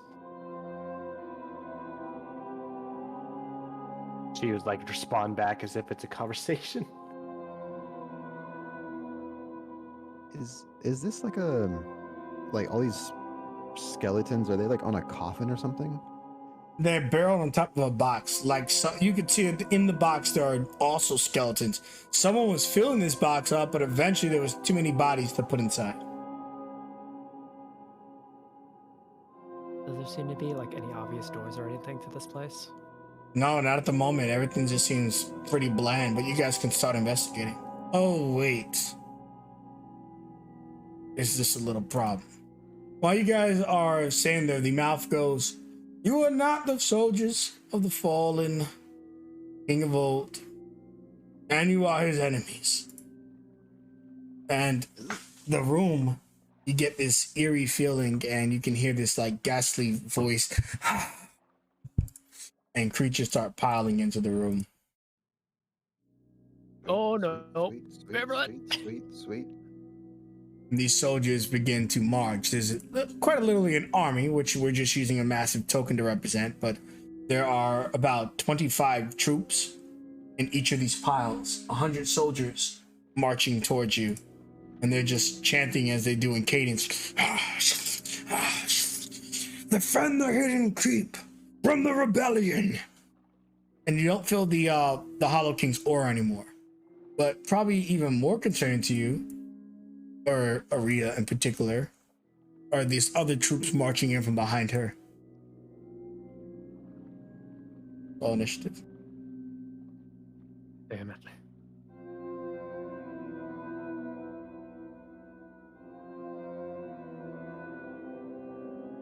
Everybody?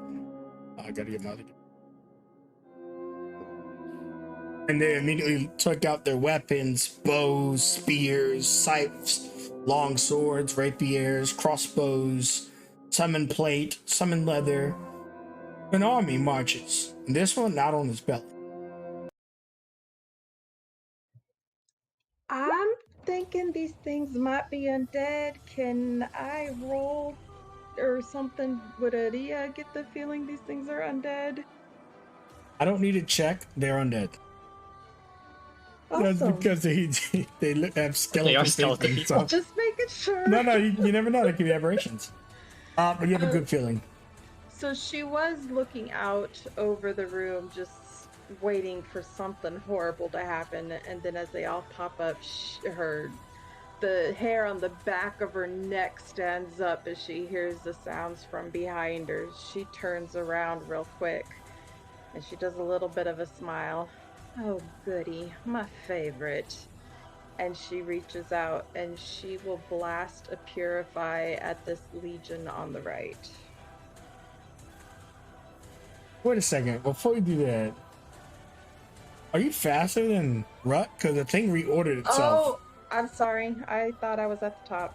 I thought you were too, but the script decided to reorder Rut first. I'm a 16 on Dex. That's weird. I also saw you above me. Well, do you have a 16 or what is Rut's Dex? It's... Oh, it's also 16, yeah. Yeah, but you're also a dumbass kid right now. Aria, you can continue. I manually I overrode a thing. We are purifying the legion on the right, so a constitution saving throw. Okay. All right, let's do this. Con save.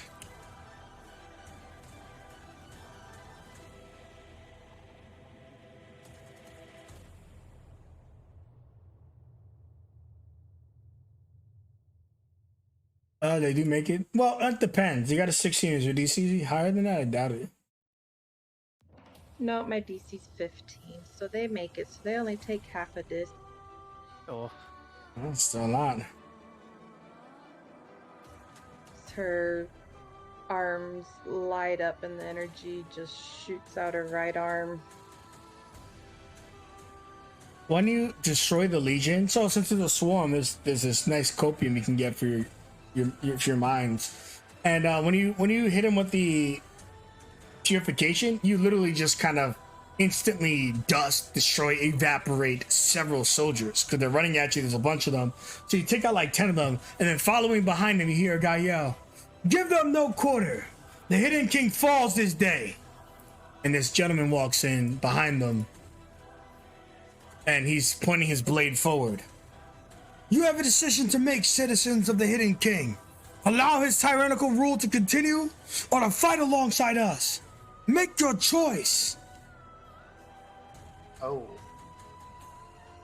Wait a second. I'm a little confused.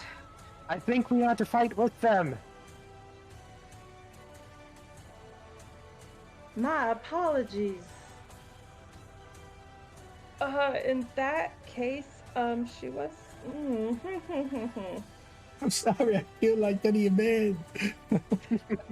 I will withhold my bonus action then. I can't hold it, so I'll withhold it. My apologies. We are here to take on the fallen king, EOT. And you see that these legions are not together.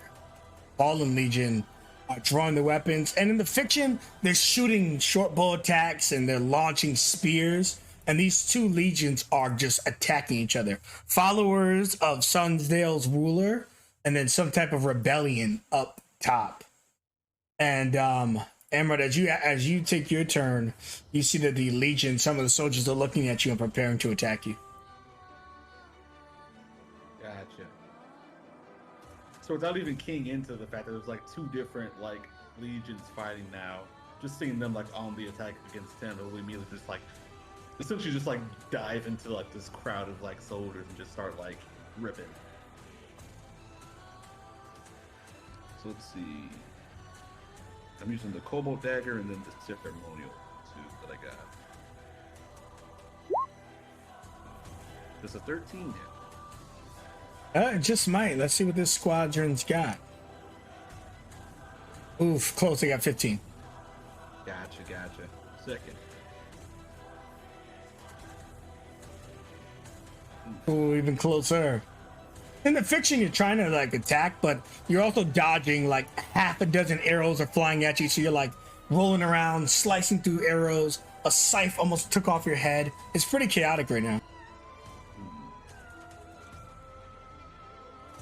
You know what? I have to be Christian. I'll use my bonus action to do offhand with the other dagger, and I'll do it with the inspiration just to get some damage on the board.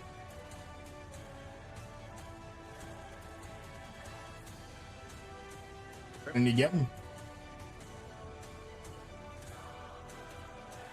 Okay. A little beefy, I guess.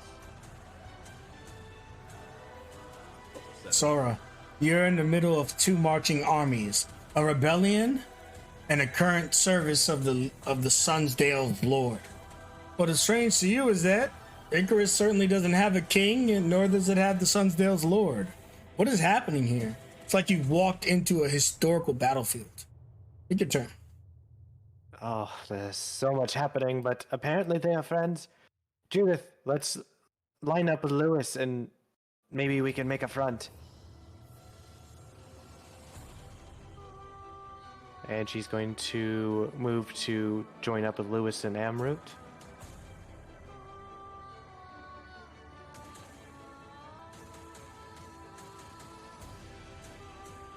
Coming here to make a defensive posture as she rounds about Lewis.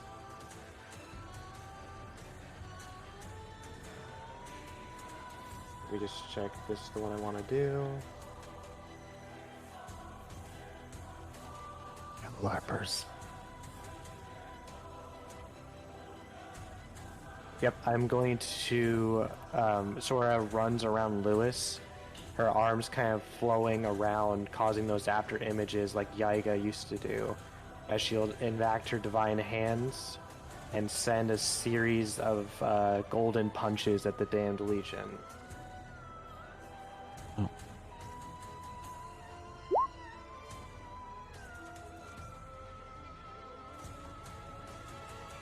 All right, the one that you said next to Rut, right?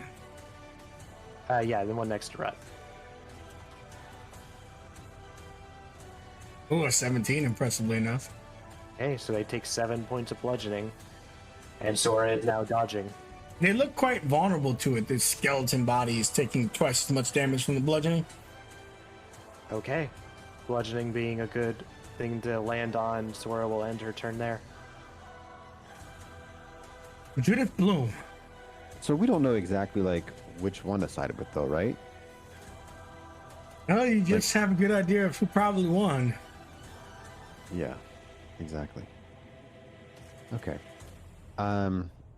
Judith is going to just jot a little note down and say, not letting any kind of handicap hold him back. Lewis struck true and protected his allies.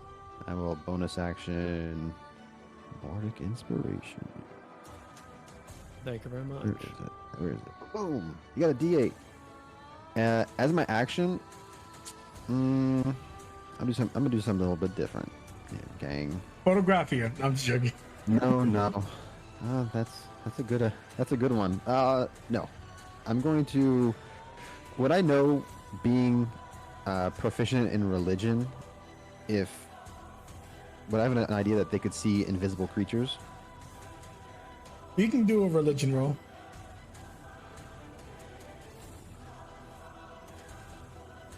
No, it's 50-50. Though you know most undead don't actually have blind sight. All right. I will cast invisibility on myself.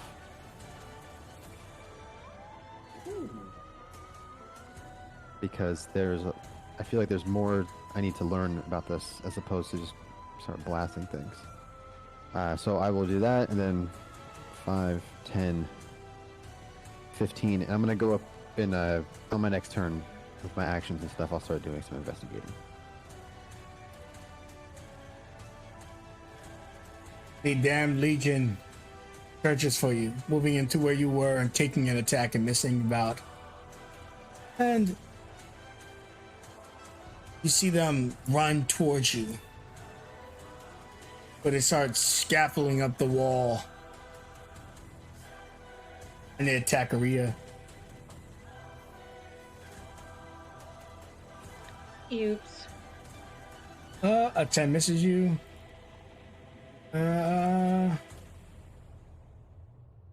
We're off to a great start. I just critically hit you.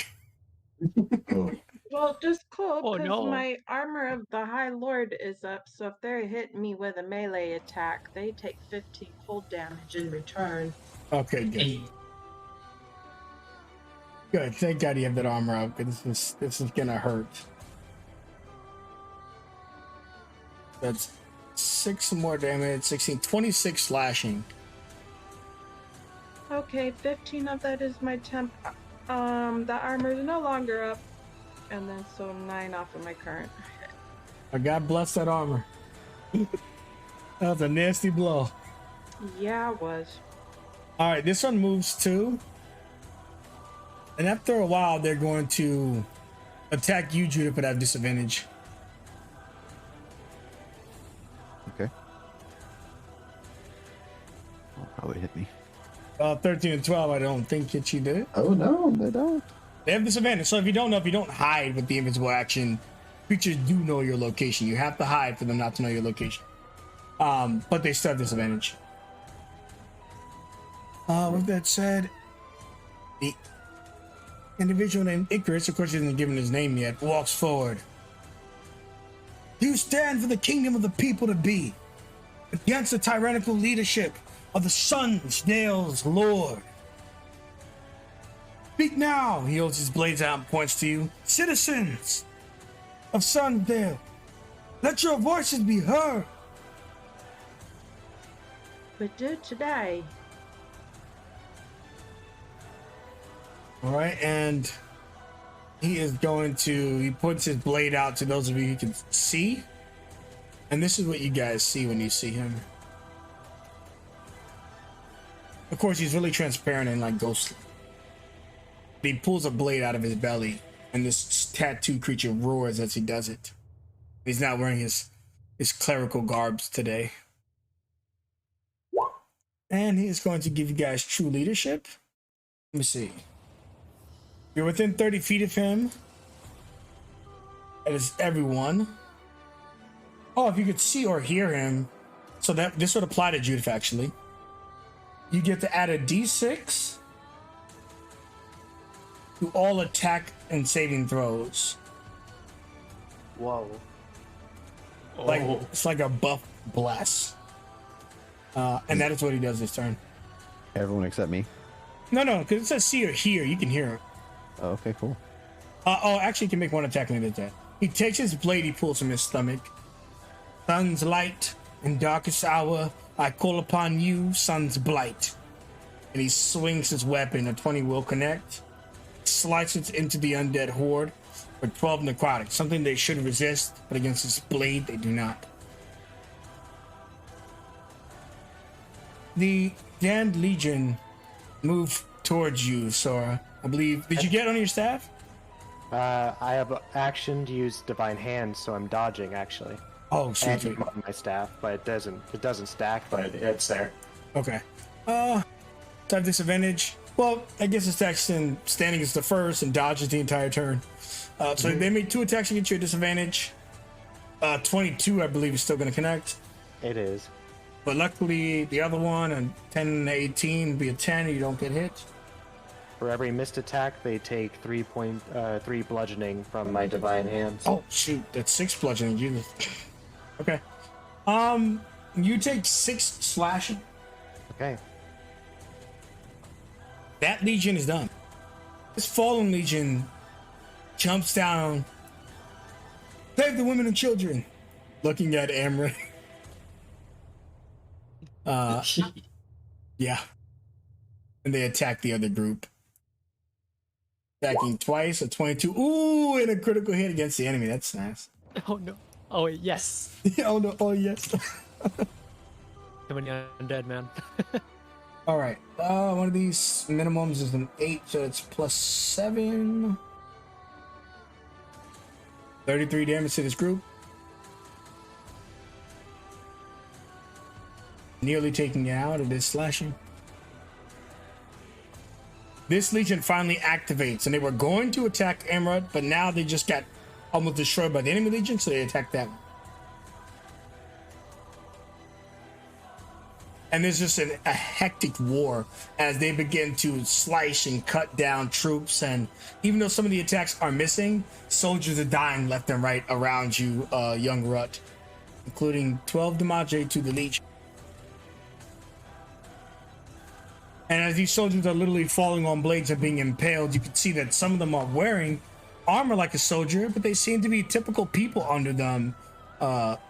Everyday people rebelling against a cruel king. You're up, Lewis. Kinda like draw. Having grown up in Icarus since he was a kid, would he have ever heard of anything like this type of? How do I put this? How much knowledge does he have of the forming of Icarus? Give me a roll of disadvantage because there's a lot of misinformation surrounding how Icarus came to be. He wasn't around when it happened, so. Well, that too, but also just because it's so misinformed. Yep. You ain't got Jack. All you I don't know know is what the the hell's city going on. used to be called Sunsdale. Now it's named after this guy. Which we don't even know. Yeah, you don't even know his name yet. All right. Anything else? I don't know what the hell's going on. Try to help the guys that are on fire. The best chance. And just goes for a slash on the damned. Scrolling through the page. Bah. Nice. So there's about 7 soldiers left, and here's the best part of a swarm. You get to now describe in detail how you literally take down 7 guys by yourself. All right. Lewis kind of seeing just these 2 groups of undead just clashing against each other. Just takes a low position, backhanding his longsword as he goes for the uppercut against one of them, going across the hip out the shoulder. Another slashing down as it's distracted by the Legion through the shoulder, decapitating it. Another the legs, knocking it down, and just kind of like scraping against each of these bodies and separating them limb from limb. One of the soldiers almost falls on top of you, young Rut, and you just see your teacher going to work. Sorry about that.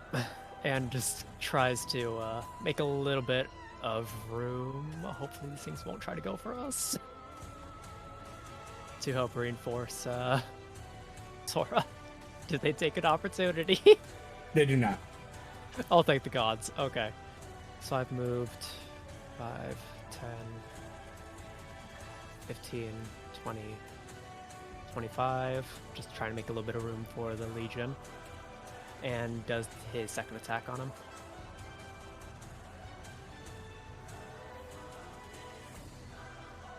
Oof. 15 is what you need. Oh, okay. Thank you, Bless. As it just slices into one of their shoulders, but another one, the Legion, manages to block it, catch the blade before it goes any further. Yeah, Okay. This Legion goes to aid Rhea. Slashing twice at 17 to 20. Hitting both times for a total of 30 damage. 14, 16, 30 up. Literally, Rhea, the wind alone is kicking up your outfit, and dust is flying as men are literally throwing themselves at each other and killing each other. So just another day in adventures of D&D. It's your turn. Yeah. She will reach up and pull her hand down and call down a sacred flame on this damned Legion. Okay. Okay, fair. So, Aria, about 5 soldiers turn and look at you, the best among the remaining troops. All of them simultaneously lift up their short bows to shoot and make a pin cushion out of you. But as they do so, you can describe your fire killing all 5 of them.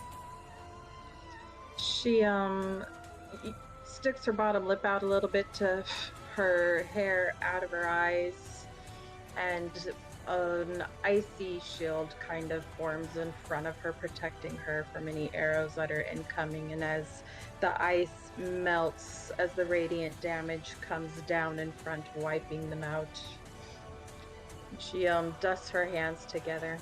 All in a day's work.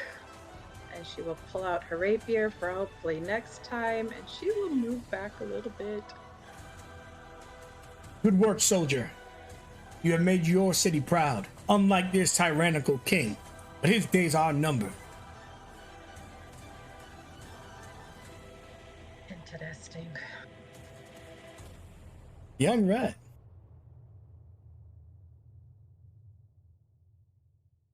So, as the bodies are falling after Louis dispatches all these Legion, and will so basically kick off of them and go into the other one, kind of like that one move that Wolverine does. He just jumps and then just stabs 2 guys in the chest with his claws. Let's see how it goes.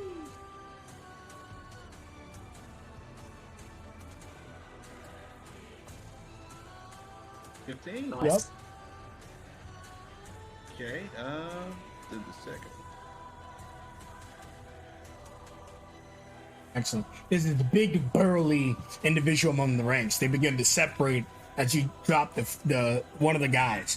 This large individual lifts up his 2-handed axe and he just starts David and Goliathing you as he looks at you, and he's just like, mince meat. And he starts charging towards you, but your 19 and your 7 damage will kill him. Ow. With the offhand. How do you kill him? Oh, he just dodges only leaves you ducks under maybe one swipe of this guy. It just stabs him in the heart just pulls and jumps off of the guy. He just falls over, and the soldiers of the damn Legion almost acting like they're still mortal beings. Oh, he took out the captain! Yo, that little fuck! Give off like a primal battle cry for a toddler. I don't know. You will not talk about my friend that way. As Sora propels herself off forward with the staff, she comes in like a top out of hell, swinging with her quarterstaff at advantage first. Nice. What the hell's going in the box? I have no idea.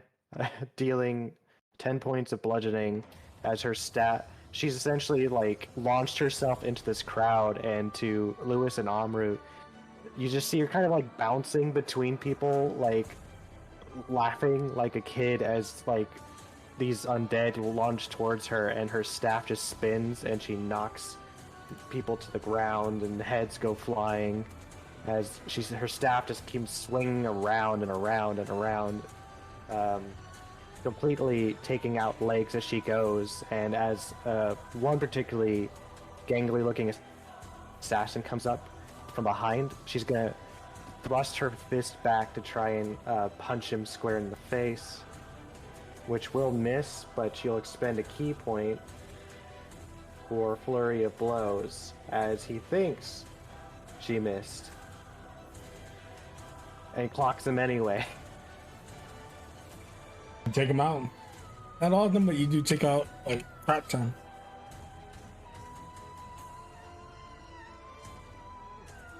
Now this is fun. So, Judith, you're just watching craziness. You just watched Sora took out like 20 people. Yeah, Judith's like, oh, well, I guess I probably didn't need to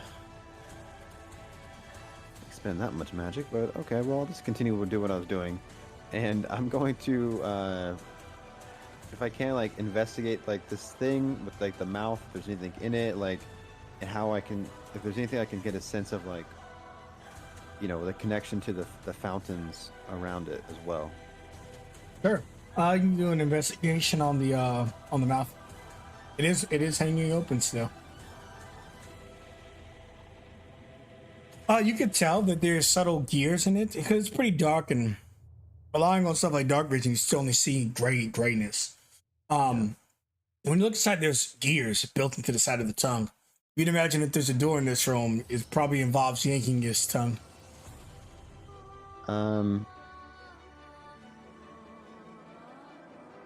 Okay.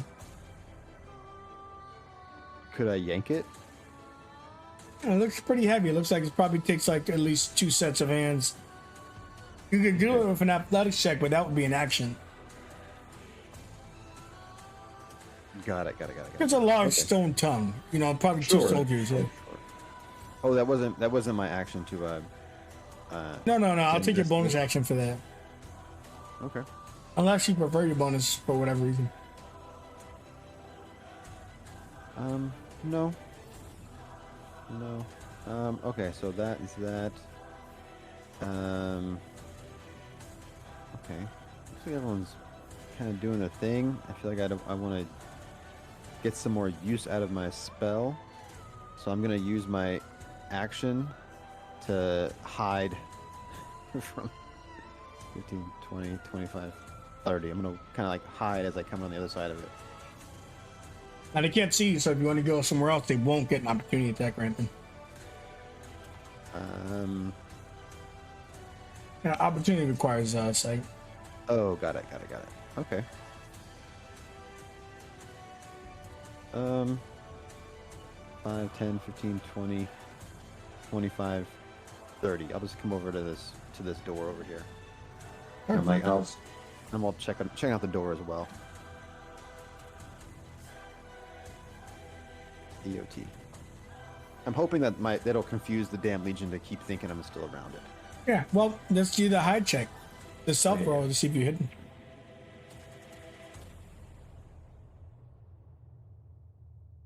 Yeah, they've got no idea where you are.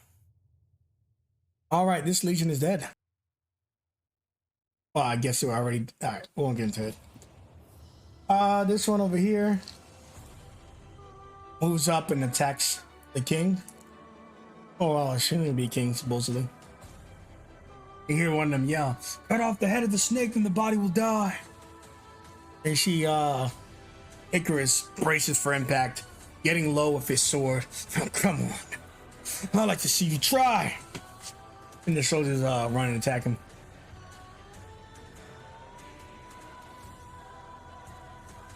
One of them slices right into the side of his face, likely putting one of those scars on him as it cuts deep. The other one, a 19, he parries. He hits him for 9 damage. And he just screams in a battle cry. Ah! Before going in on an attack of his own.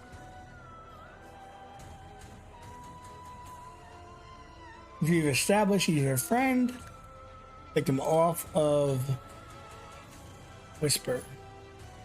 And if he becomes your enemy, just put him back on Whisper.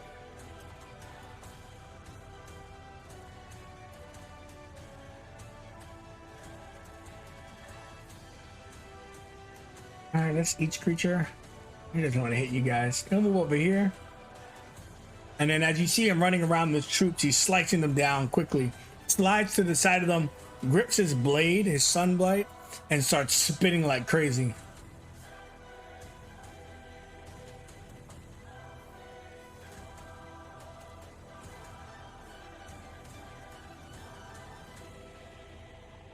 Just wrecking more than half of the platoon in front of him.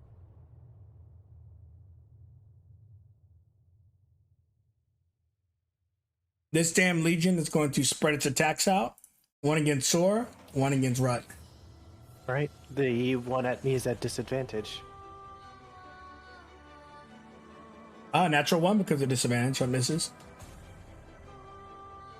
Natural one against Rut. Wow. Hey. Or slippery. The Legion moves in. For our homes, for our family, for our people, for our city. Onward!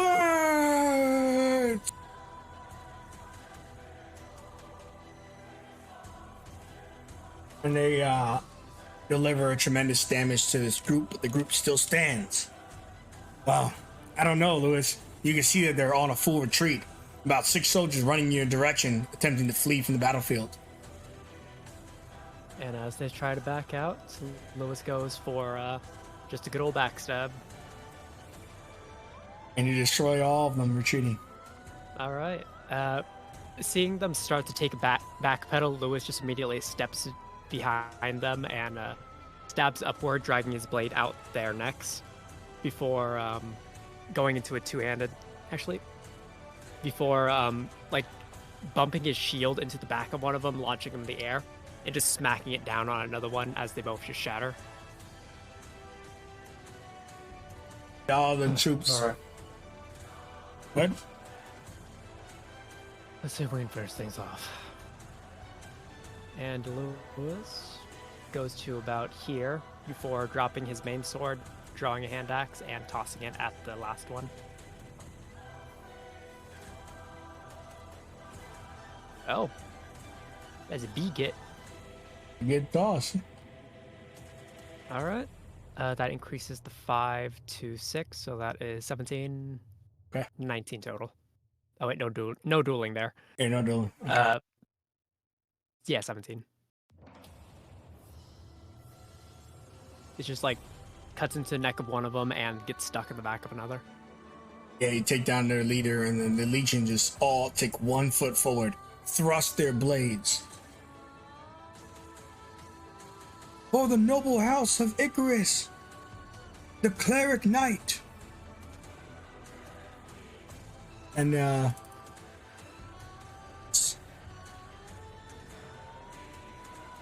just going at each other with the swords.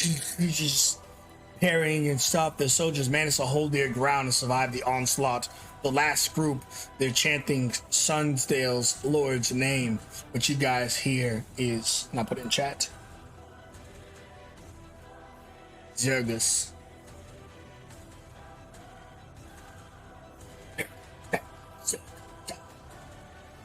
And as they're saying that, before you go, Aria, the bones in the middle of the arena explode. And the soldiers say it loud, Zergus, Zergus, Zergus. And a massive clout of flesh begins to form on the skeletons, and the skeletons grab each other's hands and arms, sticking their bodies anywhere they can to connect to each other to become one big clot. You're up, Aria. Being very careful with the placement of this because I don't want to hit another fallen legion like I did before. we will do good old Sacred Flame on the Damned Legion.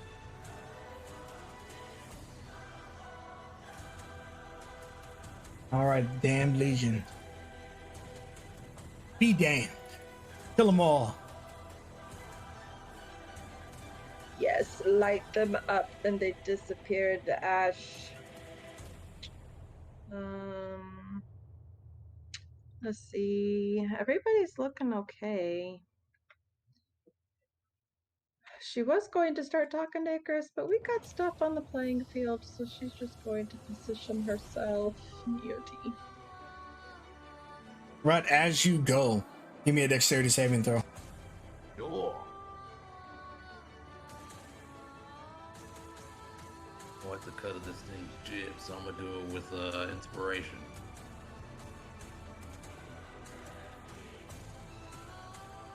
Nice. You avoid it entirely, but a fast meteor slams into the wall next to you, piling through the Legion. Ooh, like bowling pins, huh? More than that, you see Icarus is laying there. The other Legion's gone, and he's spitting up blood. And it feels like just everything changed, like you're at a different part of the battle.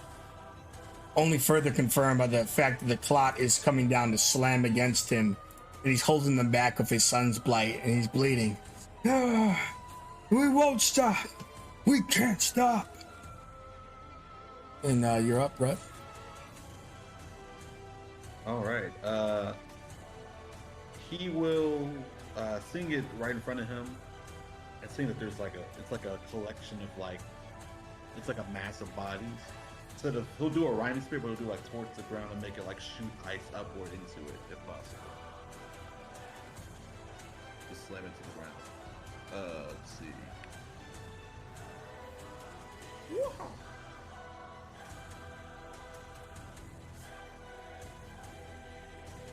Yeah, you. Man, that hurts. You send a shit ton of them go flying. But the moment you come in contact with them, I need a DC 14 con save. Okay. You have Icarus's blessing still, right? I got a D6. A D6? Ooh. Nope. Not enough. Give me one more rhyme spear attack. Sure. Or Here you go. That's more damage. I will take the 17 and the 21. I just need another roll. Oh, because you're poisoned. At the start of your turn, you're within 10 feet of it. You have to make a con save or become poisoned. So poison gives you disadvantage on your attacks. So as you get poisoned by this thing, and you take 11 poison damage, that's how bad the stench is. You go to hit it with your rhyme spear, and you still succeed. Ah, gotcha. Hey, you should have been disadvantaged when you made the attack, yeah. But you're able to destroy a whole horde of them. And anything else? With a bonus. No, that's it. Yeah. Here's the awkward part. It says you're poisoned until the start of the creature's next turn. So, Rut, you won't be poisoned for much longer. Sora, I need a save for you as well. See if it affects this turn, and it'll immediately go away when I end your turn. Okay, con save coming up.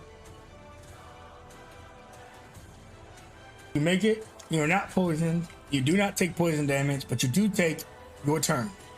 Okay. Seeing as this thing is bearing down on Icarus, she's going to attempt to stall its actions.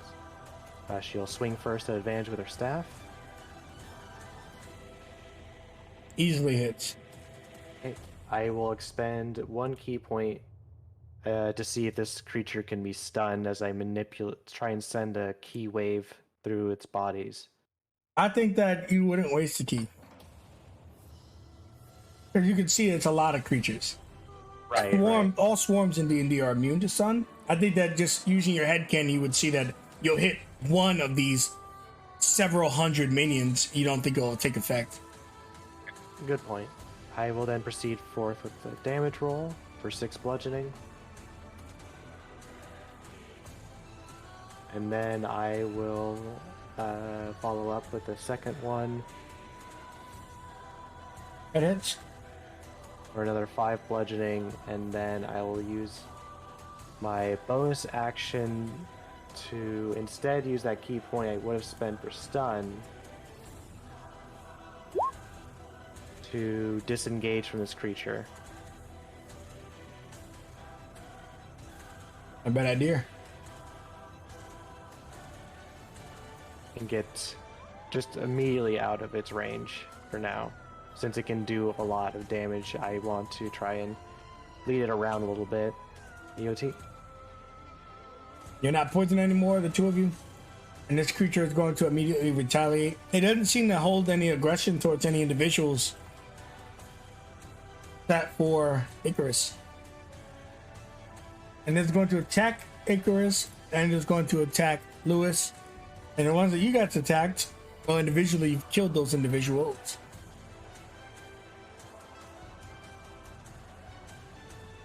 A 21 against you, Lewis. Yep, that hits. 20 bludgeoning right in your chest. Woo. 17 against Icarus. That misses. And the creature provokes opportunity attacks on all of you as it immediately runs up to smash into Aria. All right, going for the slash.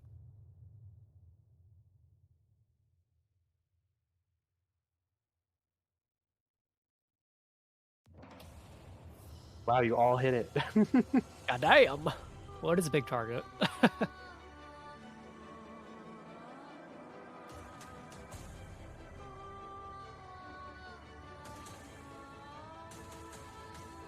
All right, sorry, we're doing math. So as you guys all slice into this creature, it doesn't change direction, it doesn't care, it continues slamming into Aria.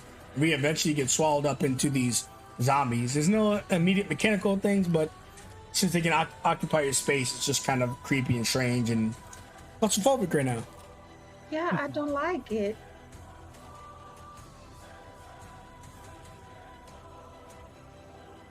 Okay. Judith has been kind of useless on this. I made the wrong tactical decision. Sorry, gang. I will start to walk up. 5, 10, 15, 20, 25, 30. If you take a picture right now, you better never show it to her. I'm taking it. That's 100%. I just want to know if I want to get closer or not. Okay. Definitely take a photo. God, the zombies are touching me. Right now, you can see like Aria's hair's getting pulled, and they're like grabbing her and swinging her around. Yeah, like it's gonna be like a more zoomed in photo. You know what I mean? Where's little space? Just to get like a nice, close with the action. Okay, there we go. You see one of their faces that perfectly posed for the picture. Then I'll that turns me back visible again, as I will shoot a firebolt at one of them, or at the thing. It hits. Is that what you're saying? That's what I. Yeah, maybe she's feeling herself right now, so maybe That's the vocal say it. component. Yeah. Action, bonus action, movement. Let's go. He stands up slowly. He stumbles over a little bit. Not until you throw out my last breath.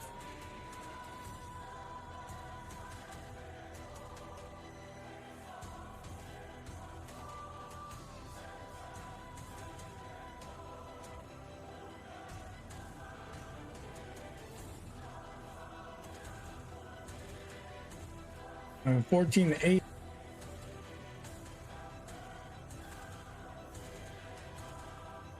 Dropping to a knee as a bunch of zombies fall onto him. He's tossing them about. cutting them to pieces, considers blighting them, but he needs that charge. The king is a formidable opponent. The Legion is no more. Lewis. And almost as an after image, as Icarus starts making his way forward, Lewis sidesteps around him and goes for a upward slash against this giant mass, essentially. Bop. Ooh, that's a miss. I'm going to Bardic, if when needed. Or does the 14 hit? Well, one misses on attack roll no matter what, 5e. Ah, good point. All right, second one, as the first slash just like kind of bounces off this gigantic mass as it just like writhes in just the right way to avoid it. Second. There we go. All right. As it just slashes against the backs of one of them into the leg of another, and just like terrifying screams just howl out, and Lewis just winces from the sound. Looks at you. Stay strong, soldier. This is for our people, for our future, for our descendants of old. Fight. Fight forever. Aria, con save. Oh no.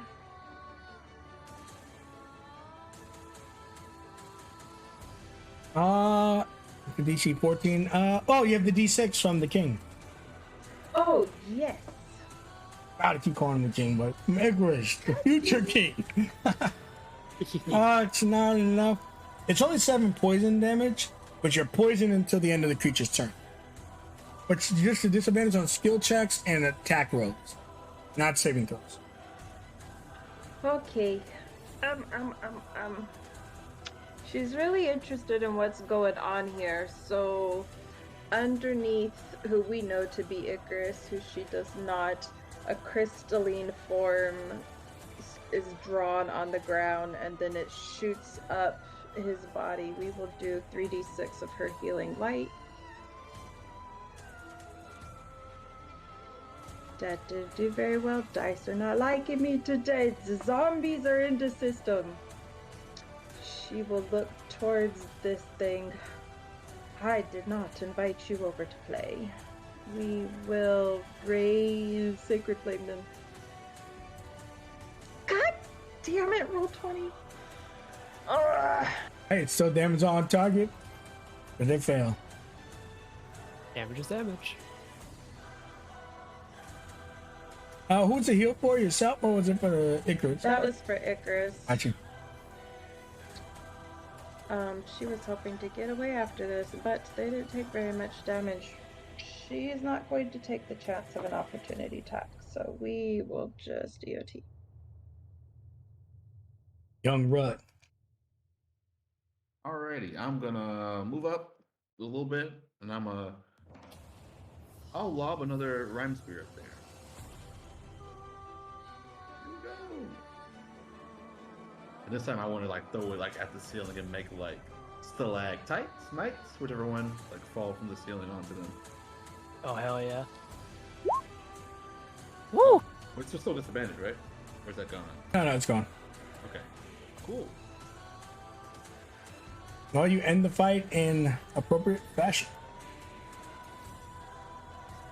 That's a horrible picture.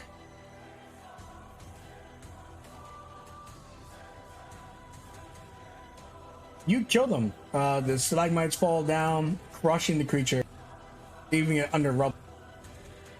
Hopefully a bigger pile than that. And you end this conflict.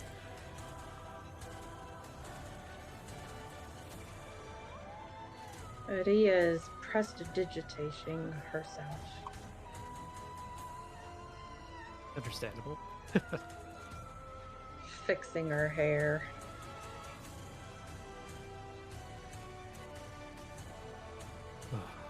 Everyone all right? Yes, that was Where actually did- quite fun. What did the mysterious man go to? Not sure. Wait, He kind I of looked don't like think you with a got- beard. Real funny. Does this person show up in any of the photos that I took? Yeah, he's really transparent. Not a perfect capture like we can see, but he's Yeah. there faintly. Yeah, look, there's this person right here, next to this amazing photo of Aria. Oh, God, please tell me you're gonna burn that thing. Mm, probably not. It'll just be in my collection of like, stuff stuff for friends. Eddie'll walk to the edge here and call out, Don't jump. Don't jump. It's not that bad. "No, dear. I don't believe we've had the pleasure of making your acquaintance." She's just calling out to the empty room in case she just can't see him. And call into the empty room. See the stone mouth talk. The rebellion has won this day. They will not make it to the hidden lord.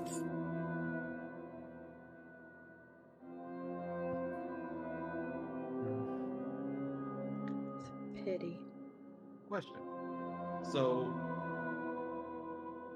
since there was like skeletons and zombies, is there anything actually still on this like stone platform? No. No. What do we see? Oh, it's just a tomb. Yeah. Lewis, Yeah. here, look at this tongue real quick. It has gears and stuff on it to maybe open up some of these doors. Eddie wants to look at the casket, see if there's any writing on it. Read the words on it. It says, "Here lay our hero, who gave it all for our people. His city will be remembered through his name."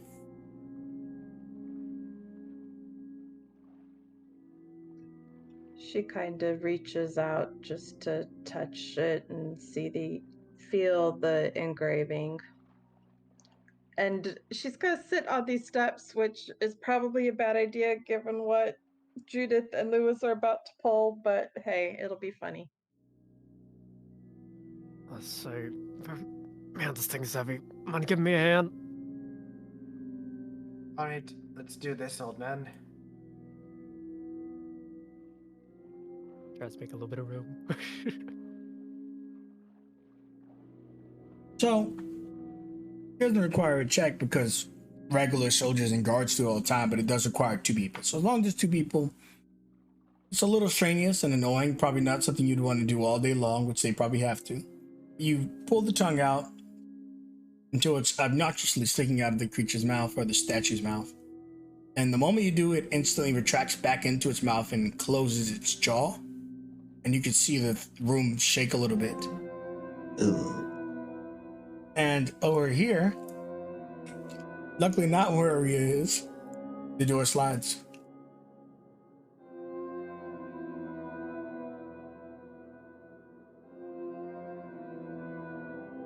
Whoa. Good job, Judith. Finally got a way forward. There you go. Is no one curious like why they would have chained down this coffin though? Or is that just me being paranoid? I don't know. It's almost as if they're very scared of him in death. We could cut and find out. Well, these are chains. I don't think we can cut them. Let's not. I can. You can cut chains, Onru? Duh. All right, let's see it. Oh god. It's the lose for me. You know what? Lewis is gonna try to catch your hand as he's just slicing down. I can break these chains. You can't break those chains. Should I roll for this? I guess I'm rolling. Oh god. I'm gonna try to athletics to try to catch your Oh, arm. geez. Sure. If it Oh, doesn't God. work, then I'm embarrassed. If it does Oh, work, I might shit. unlock something. Oh! No, just like saves, if you immediately beat it. So he catches your arm, and you do have an idea that Lewis said the blade's probably not going to cut the chains. I mean, a rhyme shit probably would work, but if it doesn't, that's a waste of a resource. I figured it wouldn't, but still. Let's sleep in dogs lie. Kind of squirms under like your like firm like dad grip on his arm. Yep. And he looks like he's actually struggling against you slightly with how fast that strike was. Thank you. Let's go. Well, thank you for helping us, Mr. Transparent Man. You said there wasn't a name on the coffin, right? No, just a statement about who he was. Got it. You know that for as long as you can remember, the city's been ruled by a council, never to be in the hands of an individual again, whether it's the Sundale ruler or even Icarus. As you move forward, the door doesn't look anything of interest to you. It's just another door. It's even unlocked. Clearly, you can see the bolt is retracted. Merely push it to open. Sora will walk up to it, and ever the polite visitor, she will knock first. Come in. Hello? Okay. I'll be with you in just a moment. You're new recruits for the rebellion. And get yourself settled. Oh, this is very fascinating. Oh, Hello, Yeah. everyone. Yes. Well, let's get the part.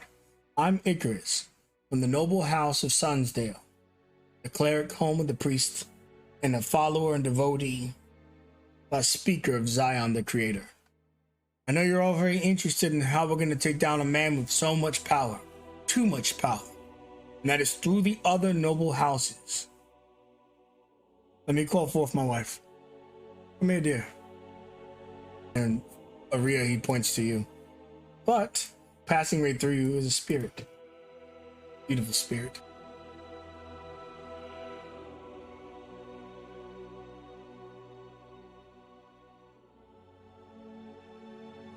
no Now she Pendragon. She walks by you and she gets to his side. The noble houses of Sunsdale are gathering, and it is our duty to protect this city, to usurp the king. We have suffered under his rule. If the noble houses have felt the pain, I cannot only fathom the experiences of those who are not born into the wealth. And that is why I propose that when we are done with this coup, no one man rule over this kingdom ever again. Not I. There's voices of dissent like, no, we need a king, you're a perfect king. No. And not this man. He looks at the statue of the king, Zergus, and he spins and he cuts it off the head. No. The people will be selected from the common roots. That is what will happen. They will lead this city. A group of people. A proper leadership. Equal strength. And identity. And Nara walks over. I represent House Pendragon. And I know my brother Vermilion has planted many seeds of doubts in your mind. But I can assure you that I am not my brother. And you have the full support of my house, as well as our king. Let us remember his name. And you see Icarus go, I will not be king, I told you this. You should, someone must rule. To have commoners at the top, they do not understand this. I refuse. Please. And he pulls her in close, lifts her chin up, puts his hand across her face. There's like a scar running down her face. War is so cruel. All of this for one man. Counsel is needed, so that if one person gets out of line, the rest can wander. Please. She relaxes finally and he kisses her. You don't think it has a nice ring to it? King of Icarus, King Newell. And he looks,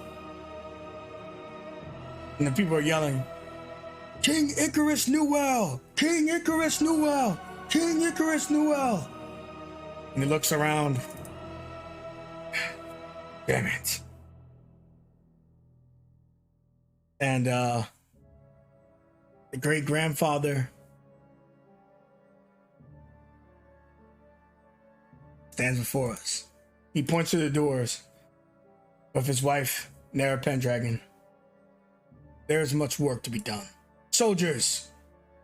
And these spirits disappear. But they're not really here and they're not truly interacting with you. They're going through a moment in history. But what you could see is the room was initially had a lot of other servants. But instead, tombs have taken their places and ghosts are there. And the ghosts all say, "We can guide you through this trail, through this dark land of confusion, where nothing makes sense, but everything is real and everything has happened before. You can ask each of us but one question, and one question will answer before we fade.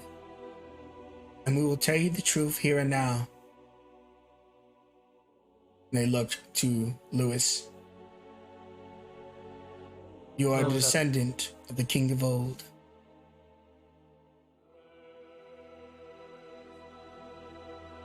He just seems stunned, not really able to say anything, as he's just processing what he just saw. Does this make you the oldest prince that ever lived? Not sure, honestly. My family's not even anything remotely close to being nobles. Forget about anybody of higher importance like this. Well, you got the name from somewhere. Yeah. Makes me wonder where a lot of the fine things are to split. But this could be our way of finding out how to fight our enemy. So, be careful with your questions. Yeah.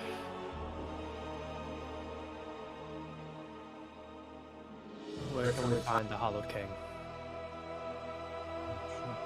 The spirit to the left answers you. Deepest in this abyss, where his memories he's collected over centuries are gathered. Beyond the events of his cruelest crime, when innocent king, the king of Sunsdale Zergus, was controlled and manipulated by the Hollow Troop to become the enemy of the people.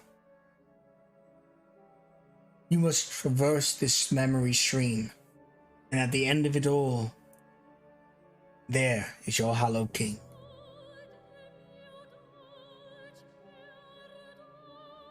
Lewis looks to the others.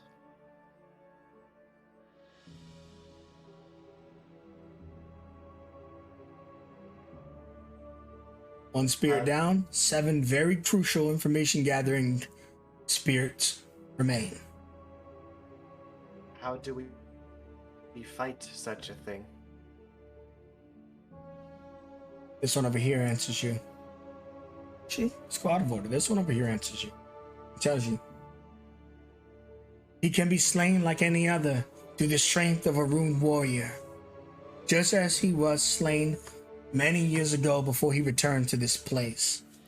He fears only you. He points to the entire room, then settles finally on to Lewis. But his greatest strength is him. And she disappears, pointing at Lewis. So, he is both afraid of you and views you as his greatest strength.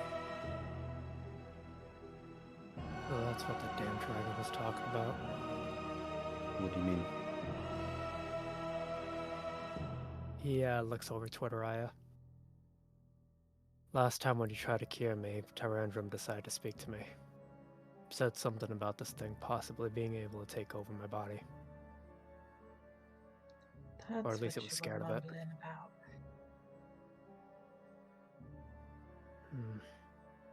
Well, maybe we make you look as much like your grandfather as possible. Do you think they would give you his sword? If it's still around. I'm honestly unsure. I'm not sure you have to look the part on the outside as much as you need to look the part on the inside. Perhaps you come to claim you've come back to set things right. They might hand it over to you if they see the spirit within you. Do we know where the sword is? I'm guessing it's in that casket with the body.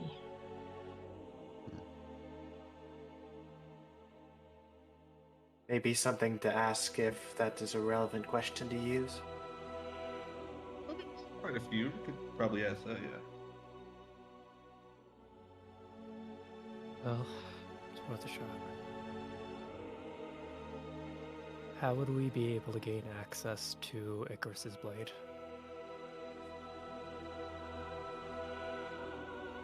The blade lays in the treasury of old, but is not a physical object, but a soul. The people who survived this day have long forgotten the Hollow King's final cruel tale. Even the previous ghosts failed to tell you a sliver of truth upon one thing. They forgot that the Hollow King was never slain, but on the precipice of defeat, had made all those who looked upon him forget he was ever here. Your great-great-grandfather's soul resides in the treasury. And if you can quell the king, you may yet free Icarus. How can we protect ourselves from the Hollow King's mind games? 5 questions. That one disappears. The top answers you. You said, oh shit, she disappeared. No. Oh no! That was an accident. How can you protect against the king's minds? She tells you, during the memory stream is where he's weakest. His powers to take memories forces him to put them somewhere. This place is his greatest creation. This entire thing you see is aura. While you are within his stream, he cannot erase your mind, except for the room where you will meet him. And there will be a contest of your own willpower, and little else. But know this, from this moment forth, what you see is no longer him, but what once was. 4 questions. Okay, so it's primarily just, most likely just charisma or wisdoms while we're in that room. Yeah, some type of saving throw when you're fighting him. But it's good to know that right now he's unable to keep resetting your minds. So when I mentioned you came into this place, you didn't feel the aura anymore. You're kind of in his aura, but it's affecting you differently. That's why. Okay, so we figured out a way to deal with the mind things. We figured out somehow to protect against it, I believe. How to beat it. Maybe what hurts it the most? That would Rune be warriors. Mm. safe.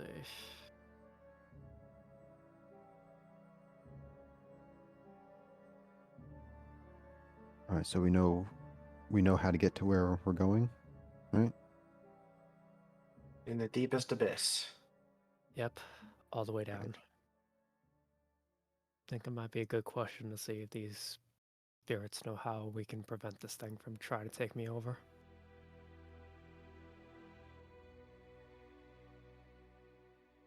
Sure. Yes. How do we prevent the Hollowed King from manipulating my body? Manipulating what? From manipulating Lewis's body? This one speaks. I'm the oldest of the spirits that died here. I'm the oldest of the spirits that died here. And all I can say is that if you are in control of yourself, then he will be. There's unfortunately no solution except for not fighting him. You know why he's called the Hollow King? Because he himself will never be a king. But his true power is absolute domination over noble blood. Lewis, your great-grandfather hailed from a noble house of followers of Zion. He was a priest, a cleric, a paladin, all of the above. You have that noble blood even if you don't remember him. And if you are a noble and you fight the Hollow King, then you are just a puppet, the same as the king of Sunsdale. You will, with no strength of your own accord, be your party's enemy. Yeah.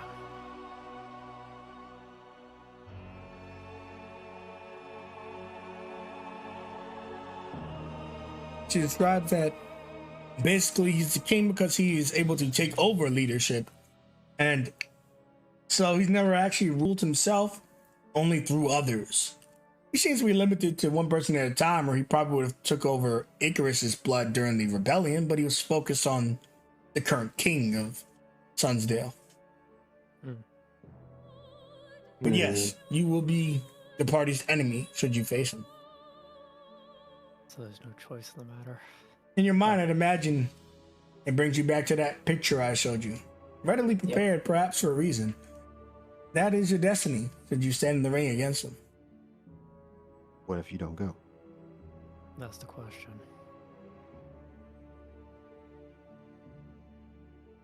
Would he have to wrestle it from Tyrandrum, you think?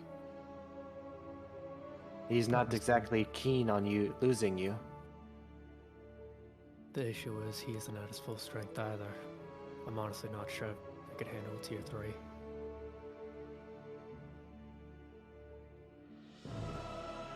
Because the alternative is that we have to leave you here. Hmm.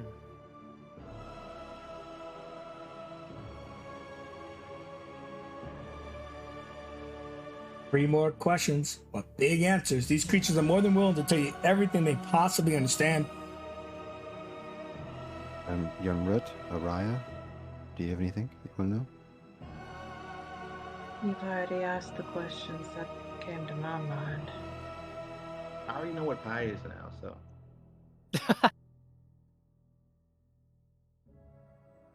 Staying outside of the room prevents him from controlling my body, or does it happen regardless? The ghosts do not waste your question. Unfortunately, the eldest spirit, the only one that knew that information, has gone. 3, simply stand there. So it's unknown, even if I stay out of the fight, whether that would do much. We just hear you like running down. I mean, let me see. I mean, the farther away you are, the longer it would take you to get to us, the more time we have to do what we need to do. If we're in a situation where we're in desperate need of Lewis, the last thing we need is Lewis coming in and turning on us. No offense, Yeah, old man. no, none taken. Or we just do what we have been doing and keep our faith in you, and we know that, and we put our belief that you can fight it. You've been trying to control your darkness for so long, Lewis. Maybe that is a strength that it does not account for. The moment you say that, Lewis's eyes seem to just like widen for a brief moment, as it seems like he almost lives these past 20 years all in an instant. Flashing through, being stuck in a back alley on a pile of garbage bags as people walk by him. Another of just drowning himself as a bunch of alcohol bottles make a small wall around him at a bar table. Another as a bunch of thugs just kick him around and into a wall. And he just, like, shakes his head. I've already lost all to him once before. I honestly do not think I will be able to hold out.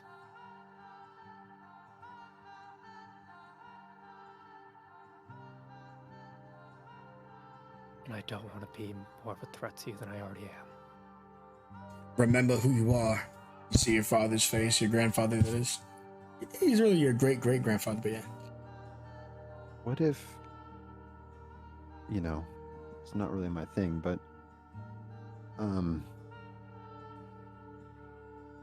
what if you lean into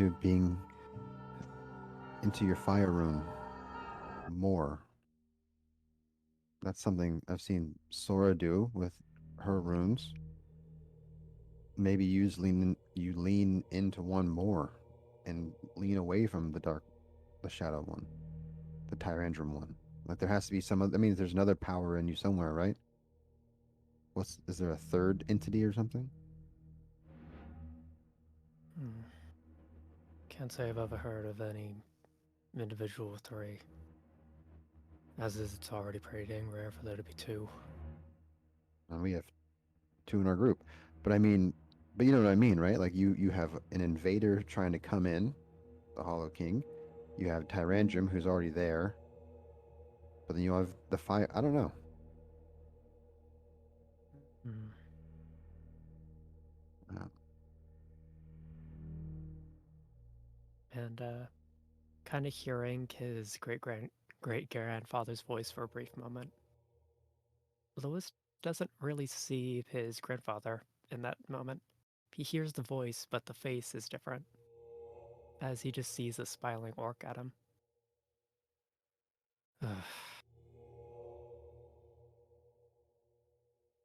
Let's see. So we either take a chance on me and see if I could hold out, or have me as far as possible in hopes that it can't. I'll be able to buy some time.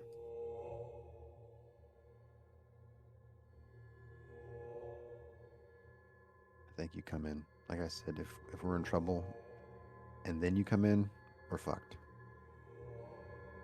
So I this just might realized. give us a chance. Has that door always been closed? Which one? It closed shortly after the scene had finished up. I was standing right next to it. I see. If we need to, I'll just kill Noel. So No, you'd have to wait in line for that one, young one.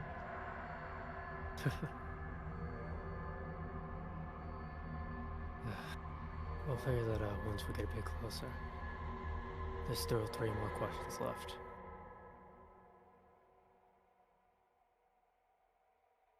I don't. I think maybe for the first time in my life, I don't have any more questions. That would be useful.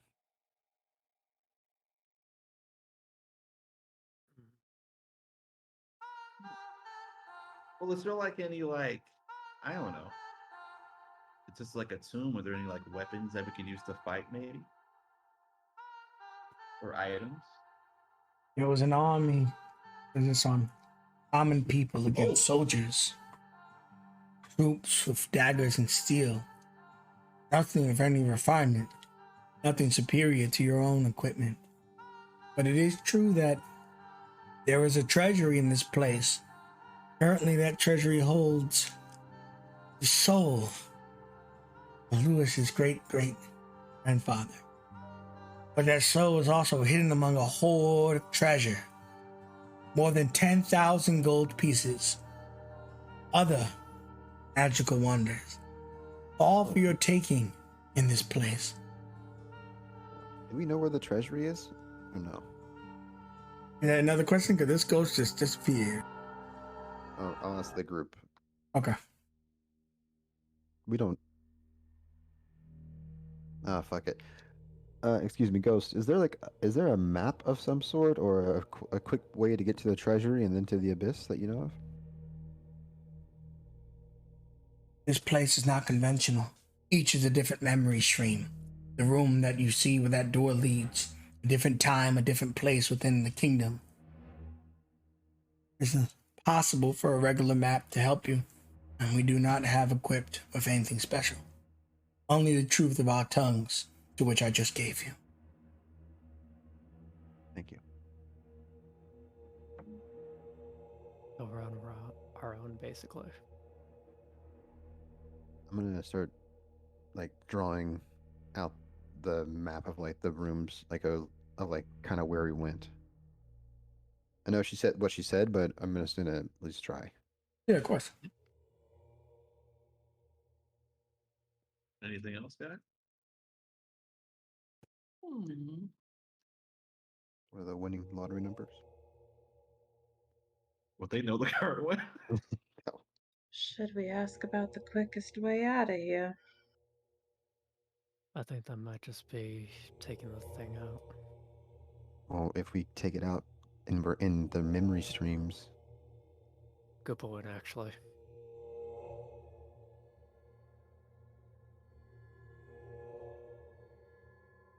Maybe a It's question right. if it'd be safe at some point for us to take a breather or not,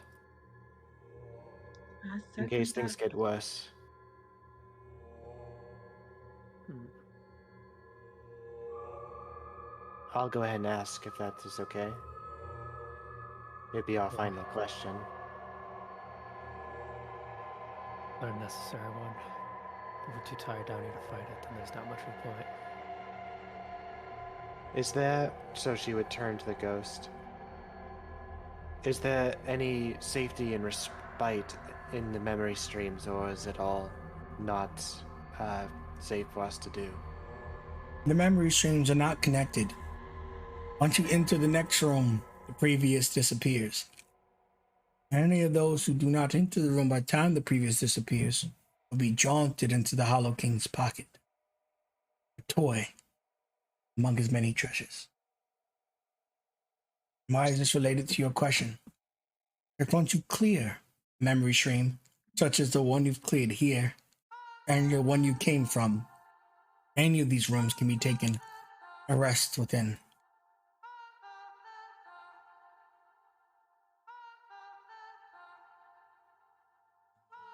On hearing that, Sora will turn on her heel and quickly walk to the door. I do not want to go into anyone's pockets. Probably a good idea. For clarification, it's only if you activate the next stream does the previous one begin to erode. So you could, that's what she said, you can rest in any of them. So you could stay here and take a short rest. You could even stay here and take a long rest before you advance to the next memory stream. Just do so consider you're also weighing against the number of training days you have. So the more days you waste here, the less training days. But you are able to short/long rest in each individual memory stream. After you've solved it, of course. got it. We still seem to be in pretty good condition at the moment, at least. Mm-hmm.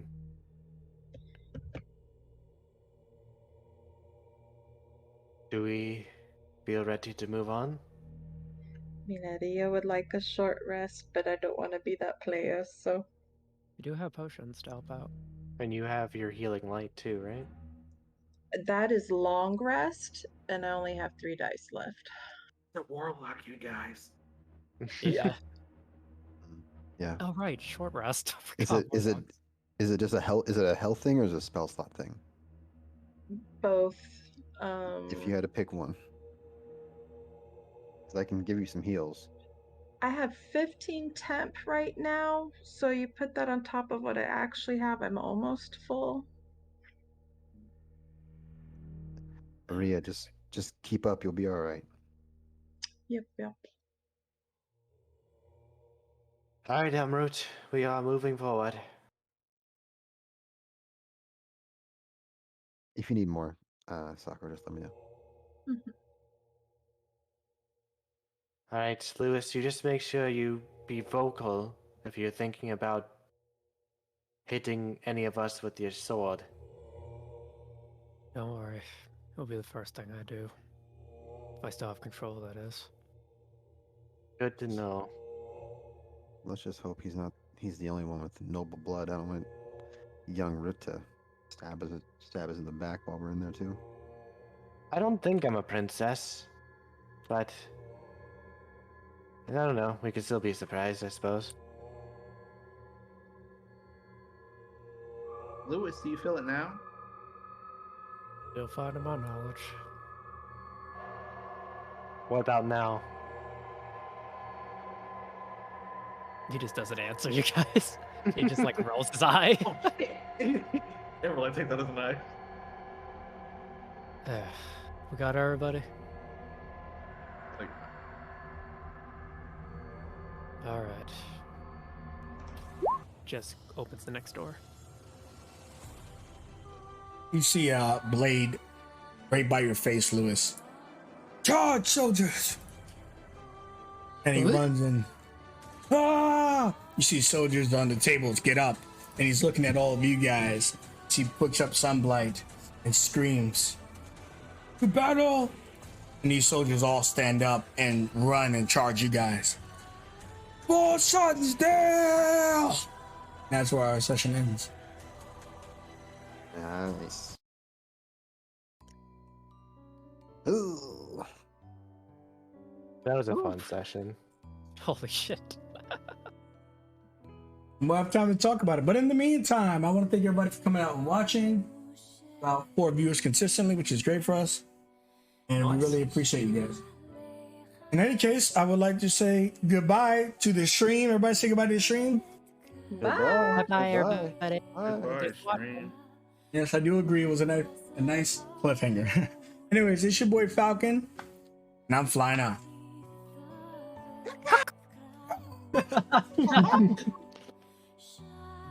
See you guys in 30 seconds. Yep. Out of fear, we kept running, tried to hide away. Can you hear? War is coming, beckoning our fate. This is the day that we stand up. This is the day we fight. We'll take our place, we won't give in. Our victory is in sight. Only a sword in our hand, but we enter the lion's den. We're not waiting for a war.